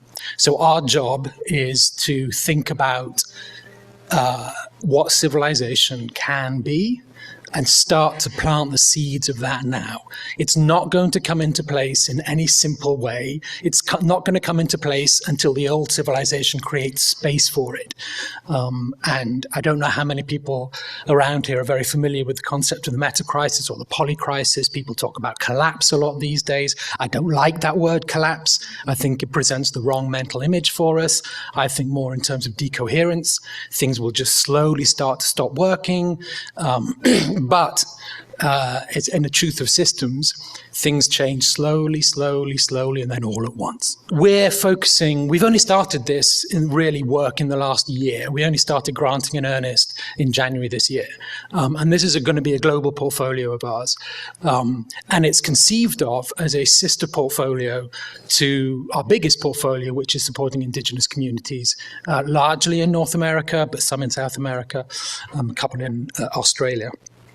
And for all the reasons Dan talked about, we are building this bioregional portfolio, which is largely oriented, and like the language itself is largely oriented to fit into Western scientific minds or scientifically trained minds, and bring that together and rather open up the channels of collaboration and communication with all the indigenous work that we do already. So he's trying to get into the minds, the scientific minds of Western trained professionals. I also find the irony that they're building a global portfolio to be a hilarious one, considering that they are supposedly anti-global and focused on the regional and the local. But I suppose the rules don't apply to them. I think that Martin Kirk lays it out for us exactly what they're doing. And, most people don't pay attention to this stuff, which is why I'm here. I now want to introduce. So really, we should focus in on what this is all about, right? It is about the breakdown of nations. Kirkpatrick Sale was not the first to originate these ideas. Like I said, he popularized them. He carried the torch. He was inspired by a man named Leopold Kohr. And of course, he was inspired by he was inspired by E.F. Schumacher. And E.F. Schumacher got his idea of small is beautiful from Leopold Kohr, who was a self-described philosophical anarchist and was a mentor of E.F. Schumacher, considered a founder of bioregional thought. So the small is beautiful idea actually started with Leopold Kohr. Schumacher just popularized it. And this is what we'll see is a divide and conquer strategy against nation states. It frames centralization as inherently evil. So this is going to be the hardest pill to swallow of everything I've said today, because I know that a lot of people see that localism as the antithesis to globalism, as the way to fight the Klaus Schwabians and the globalists. And I'd like to clear up something as well, that I referenced J.D. Vance's quote, and I know he was speaking against illegal immigration, and I would like to say I am definitely not for open borders, but that is the way you solve the open borders and the immigration issue is not the right solution to that is not being put on the table, and the right solution to that is developing strong nation states.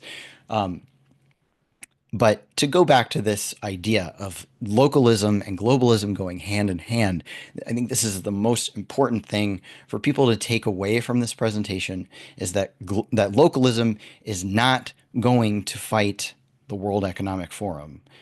Going back to the land, living off the grid, none of these things are going to fight globalism. In fact, they will strengthen globalism. They will absolutely, that you are playing into their hands by thinking that living off the grid in your Ted K shack is going to fight Klaus Schwab and the global communist conspiracy. This is exactly what they want you to think. It was their idea in the first place. And they want you to think that it's your idea, but it's not. These ideas go back quite a ways. This is a short excerpt from my piece here, which I'll read. So Kohr's Breakdown of Nations is a strange book full of self-contradicting arguments. There's one in particular that is truly revealing. Kohr walks through a lens of history framed with his motto that the small cell principle as the principle of all government. Kohr claims the most significant illustration of small state principle is the Holy Roman Empire. Why? The reason for its singular success was that it was easy to rule. Yes, Kohr is gleefully promoting the notorious notion, divide and conquer. Kohr quotes his mentor, Henry C. Simmons, suggesting that in order to preserve world order and protect internal peace, the nation states must be dismantled, their powers sacrificed to some supranational state.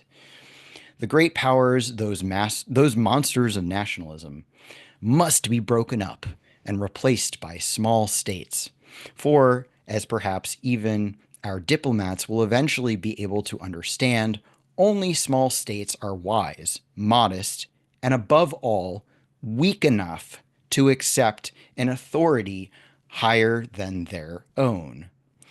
So localism is the way they get globalism, because when you are small, you are easy to control. This is a book, so the top quote says, "A teacher from whom I have learned more than from anyone else." That's a quote by E.F. Schumacher. And then, of course, the book has a new afterword and author by the author and forward by Kirkpatrick Sale. Now, these ideas are not new and they're not niche. After I wrote my piece, my friend Hervoy, who has a channel called Geopolitics and Empire, I just spoke with him. It was a really good conversation. He sent me this article because it actually supports all the things that we're talking about today. Project Syndicate is an Open Societies Foundation journal. They openly talk about ideas from like people like Yuval Harari, just really awful people. But it sums up all these ideas pretty perfectly in this passage where it says to reach people where they are, rigorous planetary thinking must be accompanied by stronger local thinking. Improvements to our governance structures must look both up and down, as Berggrun's Institute, Jonathan Blake, and Nils Gilman have put it. Global governance cannot succeed without resilient, empowered local structures. The nation state would remain one element, but cities, regions, and local networks would be given more attention and integrated into planetary decision making. This kind of nested approach could offer an alternative to the outdated system of nation states without requiring its wholesale dismantling. So this ties together everything we've talked about where, Samantha Power is saying, well, we can just let the state wither away with our nature states, right? And this idea that the global government will work better if we have small, regional, weak nations or nation states or city states that can't go against the global governance. So these ideas are extremely relevant today. And then again, I just want to read this quick snippet from this article, which I highly recommend people check out, this EIR article, which sums all this stuff up great, from 1990. So this has been going on for a while. They state it more bluntly here too, which is great. So bioregional groups are shock troops. The shock troops for implementing NACER. So NACER is North American Conference on Religion and Ecology. NACER's ego-pagan vision will be the numerous grassroots bioregional groups which were set up at the conference.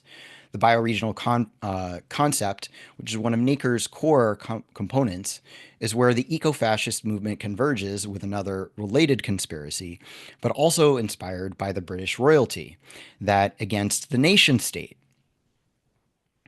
Bioregionalism holds that the modern nation states are artificial structures which should be broken down into much smaller regional associations under the top-down control of some supranational governing structure, such as the United Nations. Bioregionalism was born from the realization of the eco-fascist elites that a modern nation-state cannot function without a technologically advanced, large-scale industrial, energy, and agricultural base, and that the nation thus has a built-in resistance to the small is beautiful lunacy of the ecology movement.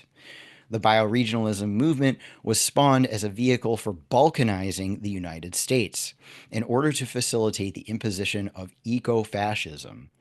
Prince Philip, in his National Press Club remarks, noted that NACER is seeking to link religious communities in this country to what are called bioregions, which explains why we have Christian fundamentalists in the South who are supporting this, whereas it is more of the Gaia-worshipping leftists in the North. A speaker at NACER event was Peter Berg, head of the Planet Drum Foundation and reputed godfather of American bioregionalism. The two Bibles of the movement are Joel Garreau's The 9 Nations of North America and Kirkpatrick Sale's Dwellers in the Land, The Bioregional Vision. Sale founded the North American Bioregional Congress and serves as secretary of the E.F. Schumacher Society. Schumacher being the late British ecologist who preached against science, technology, and the modern nation state on the grounds that small is beautiful.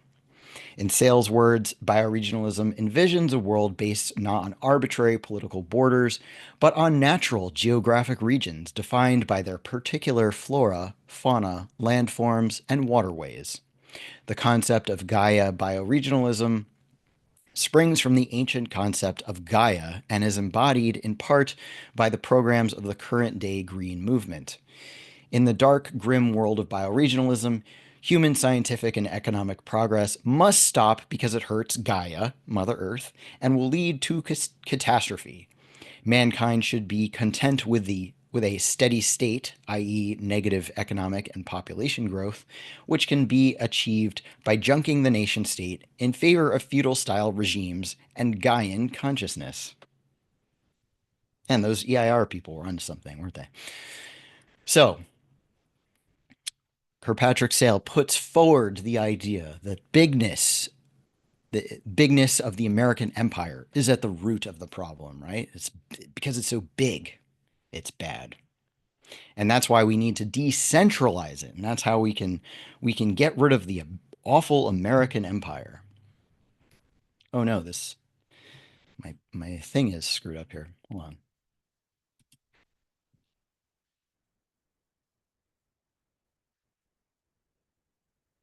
There we go. Now we can read it. So, I think we should take a cue from our good man, Thomas Cole, one of the greatest American artists that ever lived, in his one of the greatest pieces of artwork of all time, The Course of Empire.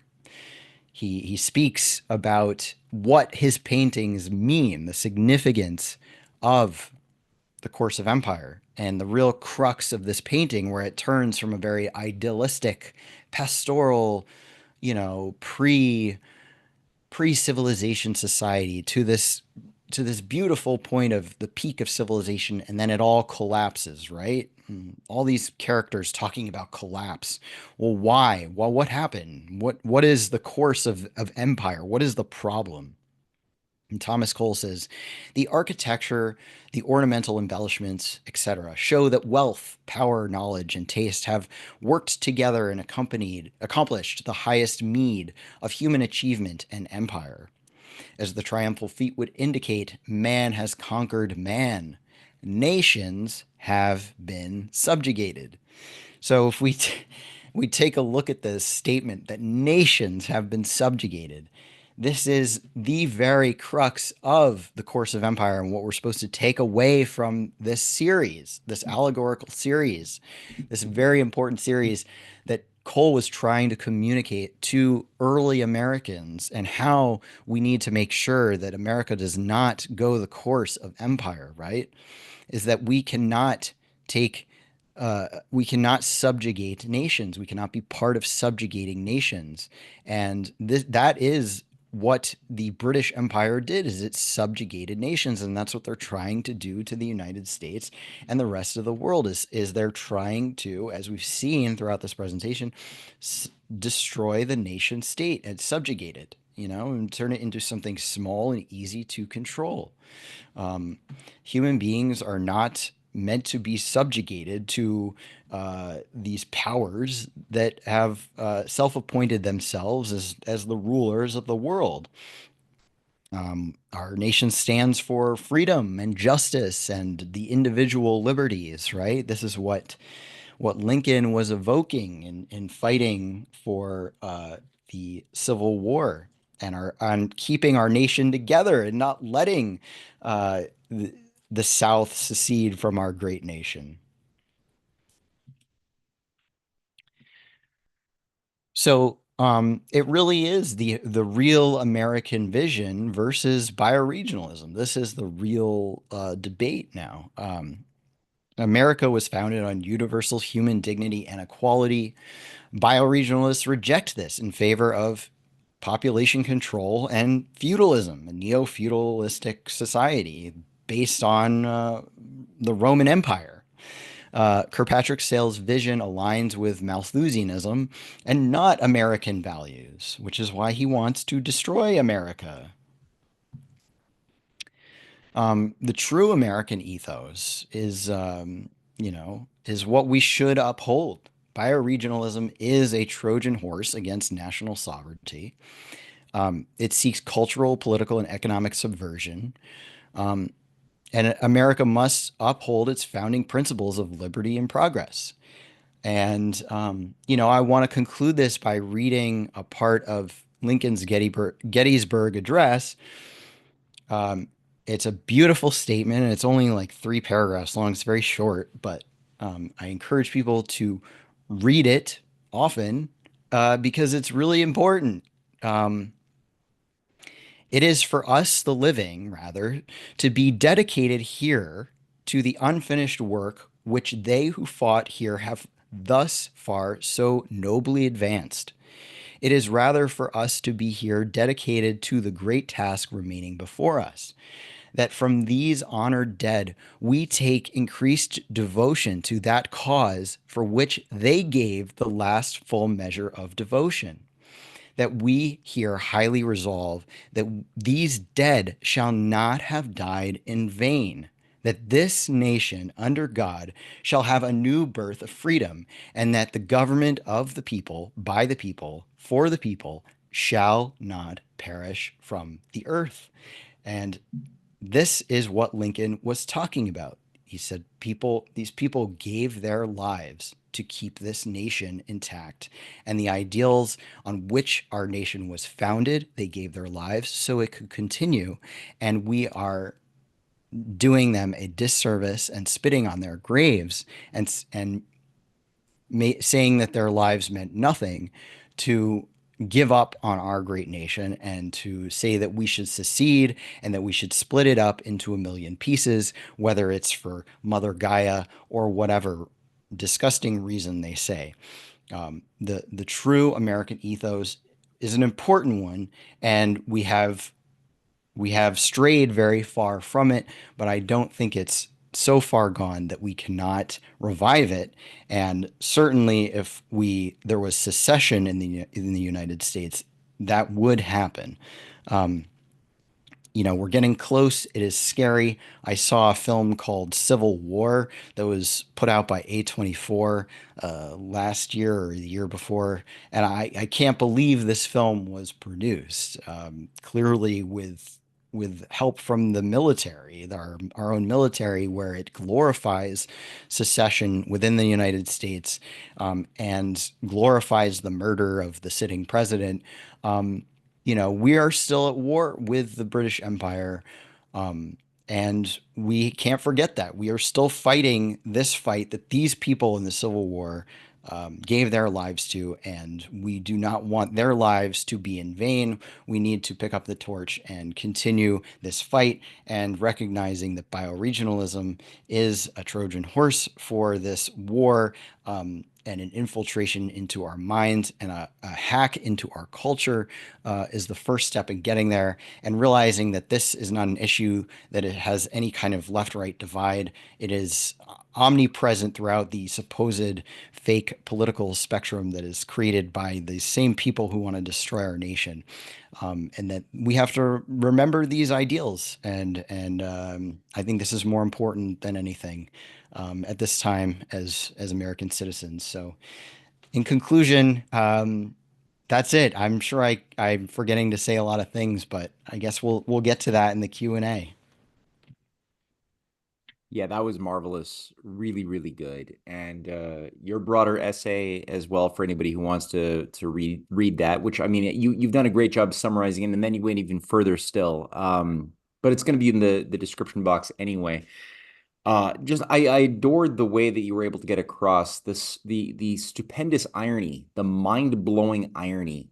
It's just I know I've known this already for a while, but just the way you've just developed it, of the the KKK secessionist movement that has sort of co-opted so much of the thinking and value structure of the conservative right, at the same time as the exact same doctrine under a different packaging has also contaminated the left with a total convergence to the exact same effect is dizzying. It's crazy and hilariously, in a very cynically hilarious irony is just it's quite something.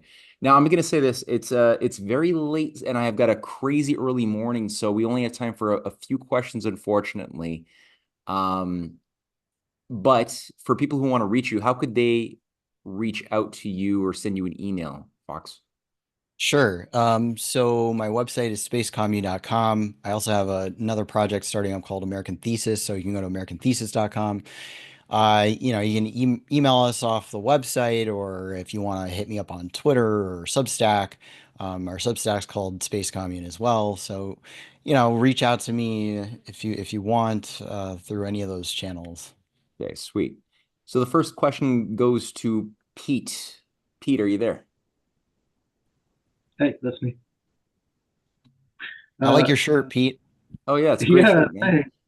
yeah. No, I wanted to say a longtime fan, and Awesome. I think I've heard just about all your stuff that's up on YouTube, and you know, don't agree with everything, but man, you got great style and great cadences, and just love it. Thank you. Yeah, absolutely. Very insightful as always. I wanted to ask, you know, like, so I've been reading up on this sort of like neo-pagan angle, reading up about the Taiping rebellion in China and learning about the kind of like Protestantism that turned into like these Protestant priests. They went from selling Bibles to selling opium, and you know, looking into the thoughts there. And it got me back to this guy, Herder, this German philosopher who tried to take on Euro-nationalism and Eurocentrism by stating that, you know, just like it's natural for the European to feel superior to the African, it is also natural for the African to feel superior to the European. And so he kind of like doubled down on racism. But it's interesting because I think that this kind of thought is also prevalent in neo-pagan thinking, where I was reading an essay from a neo-pagan, and they were saying that, you know, embedded within their thinking is this idea of being oppressed and being persecuted, and this kind of reemergence of this sort of idea over and over and over again. And okay, so the question is, do you like, we had this one in the chat too. Is there a good paganism? Is it all this evil crap? Have you seen good stuff come out of this movement? And like in my view, it seems like these ideas kind of they resurface over and over and over again in history. And is there a way that we can stop this resurfacing, you know, for good? Finally, get it.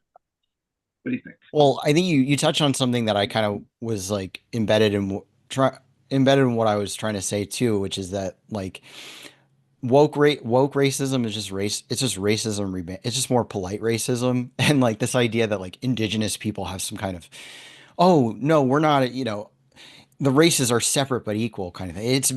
It's all just it's more polite racism. So yeah, you're absolutely right about picking up on that.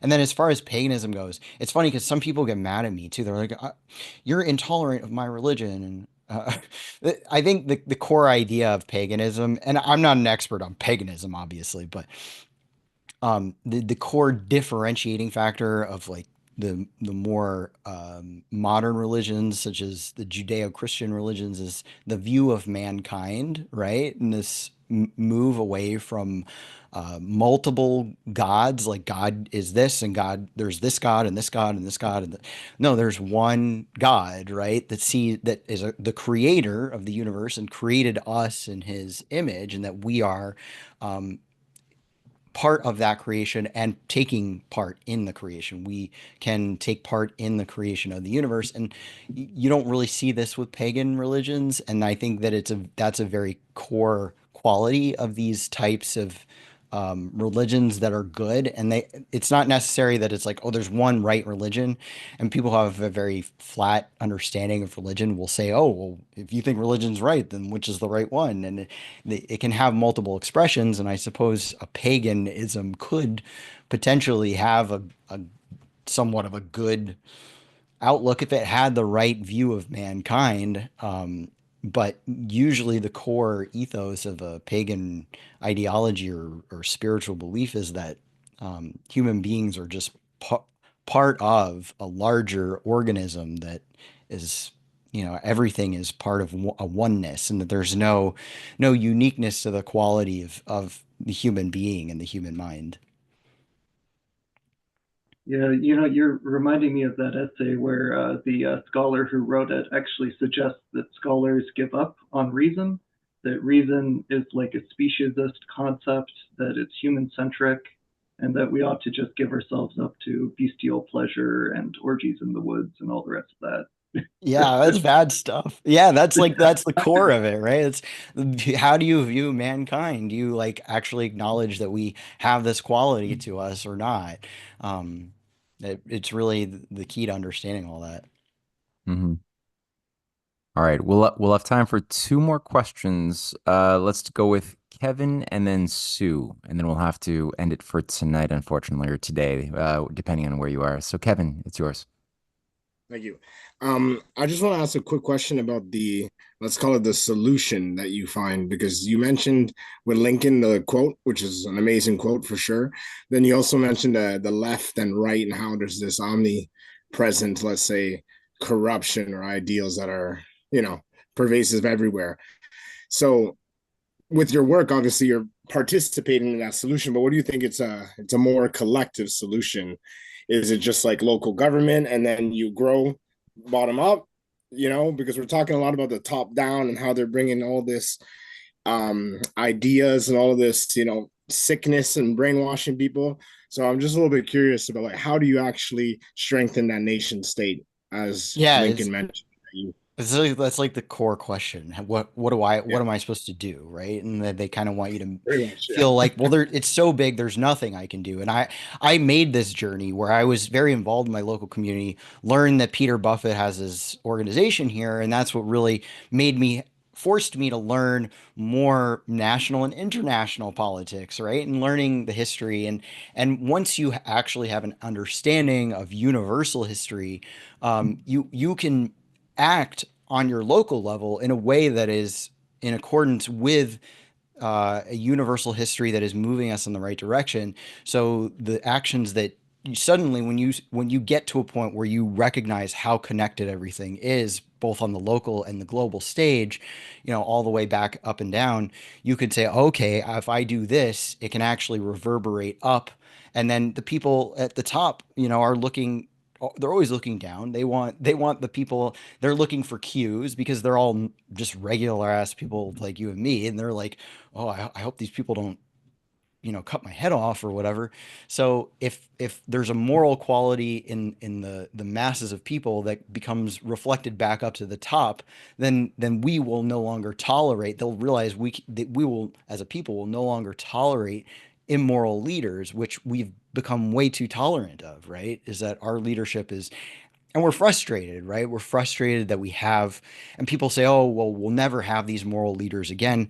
But that's not true at all. Look at, within the last century, we had JFK, we had FDR, and our history is actually very rich of these very patriotic leaders who were driven by American ideals. And this is why we have to go back to the drawing board. It's not socialism, communism. That's all a distraction. It's American ideals. We have such a great framework on which to build on. And we do need to return to those leaders who represent those qualities. And it's hard to find now, but if we build it at our local levels and we start living with that moral quality, eventually there will be leaders who emerge and will be ready for it. Thank you. Yeah, it's a challenging one. It's not an easy one, but it's definitely important to chew on this because that's like the secret sauce to how we've been able to survive for the past 3,000 years and to overcome at various times the oligarchies, machinations, despite their vast influence and subtle, very, very vicious quality of working us against ourselves.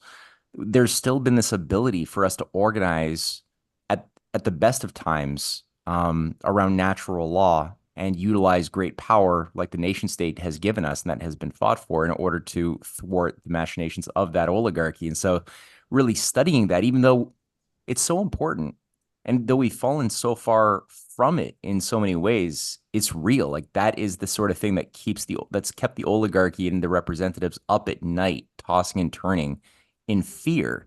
So when we get that, we should do like more of what the do more of what your enemy is afraid of, right? And it's not easy, but that's the orientation. So yeah, it's good. Sue, last question. It's yours. Thank you, Fox. Again, everything you do just connects at such an unbelievable level. I read your article last night, and you had mentioned there's two ways to bioregionalism: exit, which you covered, and then voice by taking over city councils. And so I kept thinking about the connection between Kirkpatrick Sale, if there is any, and Maurice Strong. Just that it seems like through the UN, Maurice Strong in 1992, from a Canadian perspective, he developed an organization called ICLEI, the International Council for Local Environmental Initiatives, which is the UN Sustainability Development Goals. And they connected that to the Canadian Federation of Municipalities. And then they developed a program called the Partners for Climate Protection Plan.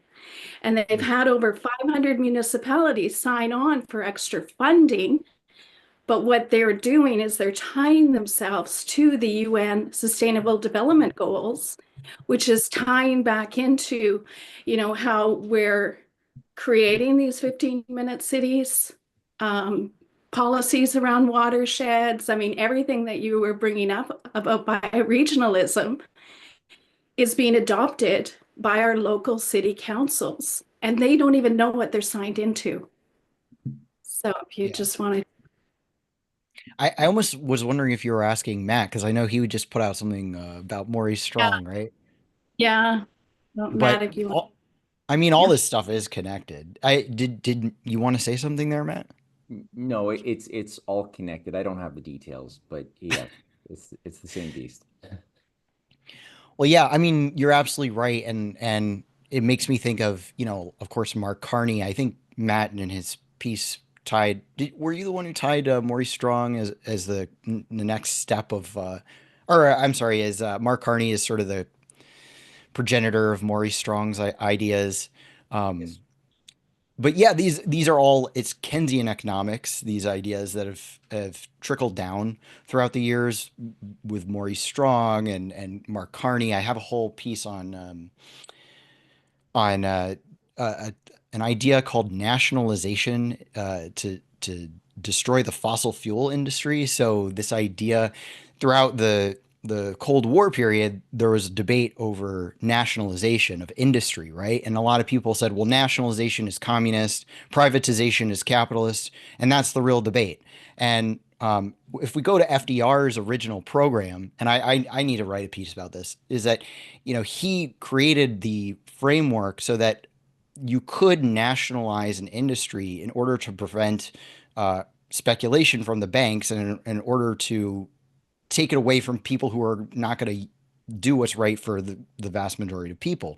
But he never said, oh, we have to just nationalize everything. And this is what socialists do now and the green Fabian socialists want to nationalize everything in order to shut it down. No, FDR said we need to consume more energy. We want to nationalize it so that we can prevent the speculators from reducing the amount of energy that we're using. Now, Mark Carney is a central banker, and you see these banker types that want to actually restrict people's access. And what you're talking about is restricting people's access to energy. Now, all this comes back to increasing people's consumption of energy, which is a good thing. This real manifest destiny idea, increasing railways, increasing production, increasing connectivity.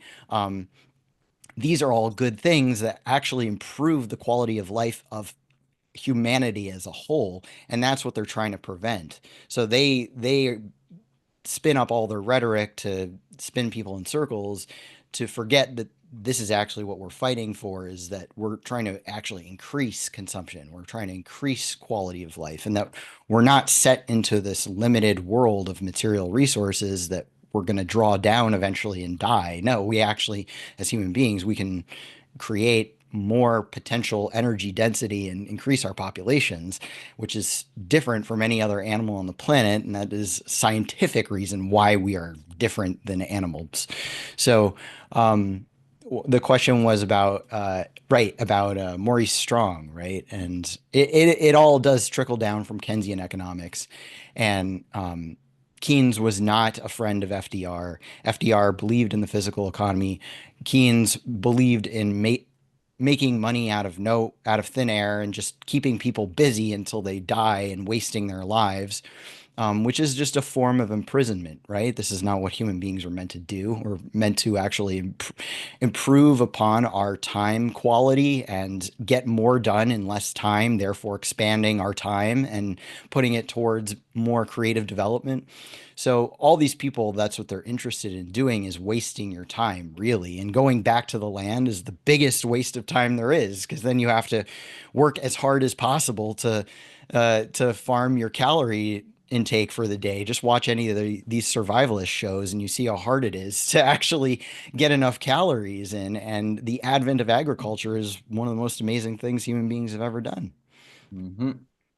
Yeah, that's the right philosophy. And yeah, as far as the Maurice Strong role in this whole scheme that Fox just went through, he was the Undersecretary General of the UN. He oversaw the Rio Summit of 1992 that ushered in Agenda 21. And I think that the weaponization of city-states to be the enforcers of bioregionalism and local control was a big part of Agenda 21 and continues to be. So I think what you're seeing with the Federation of Canadian Municipalities adopting this more, I mean, this whole program does smell of Maurice Strong's green toxic odor. So yeah, I think that you're correct to note that and how that plays into everything Fox just went through to a T. But Fox, thank you very much for empowering us and solidifying our resolve and our ability to navigate through this stuff. Super important. It's just confused so many freedom-loving people out there who don't realize to what degree they have embraced the very thing that they think that they're fighting, and yet they ironically are championing their own destruction, as if it's going to be easier to fight this highly centralized, globally organized oligarchy by breaking down little micro parallel economies. It's not going to, that doesn't work. You're going to play right into the trap. So thank you so much for doing this. I know it's going to freak out a lot of people who are watching it, but it's a good freak out. Take it, take the bitter medicine, use it, help organize your mind, help this organize your mind to educate others, and watch it again. And I know in a couple of weeks, we got Alex, who's going to be giving a class. Alex, I'll let you just use this moment here as a little plug if you want, or if you want to keep it mysterious, that's okay too. What do you want to go through? Yeah, I want to talk about, we know about the North American Water and Power Plan, NWAPA, and I'm going to take it all the way back to Hamilton and Burr. So Hamilton, the creator of the American system, a great patriot. He started the first national bank of the United States, and he got tied up in a very perfidious plot by Aaron Burr, where Aaron Burr pretended like he was going to build infrastructure in New York City, create an entity called the Manhattan Water Company to provide water to New York City, which was growing in the 1790s thanks to Hamilton's policies. But actually, Burr used the whole thing as a scheme to create a second bank that he could control, and he could provide favors to his oligarch friends. So we're going to go into that. That turned into Chase Manhattan Bank.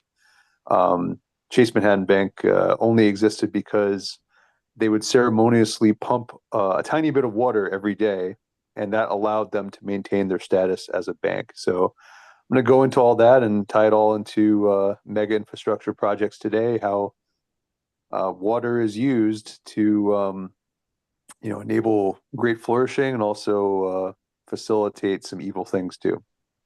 Awesome. All right, cool. I'm looking forward to it. All right, Fox, thank you so much. And looking forward to our next session next week, probably at 2 p.m. Eastern time. And we'll convene then. Bye, everybody. Bye-bye.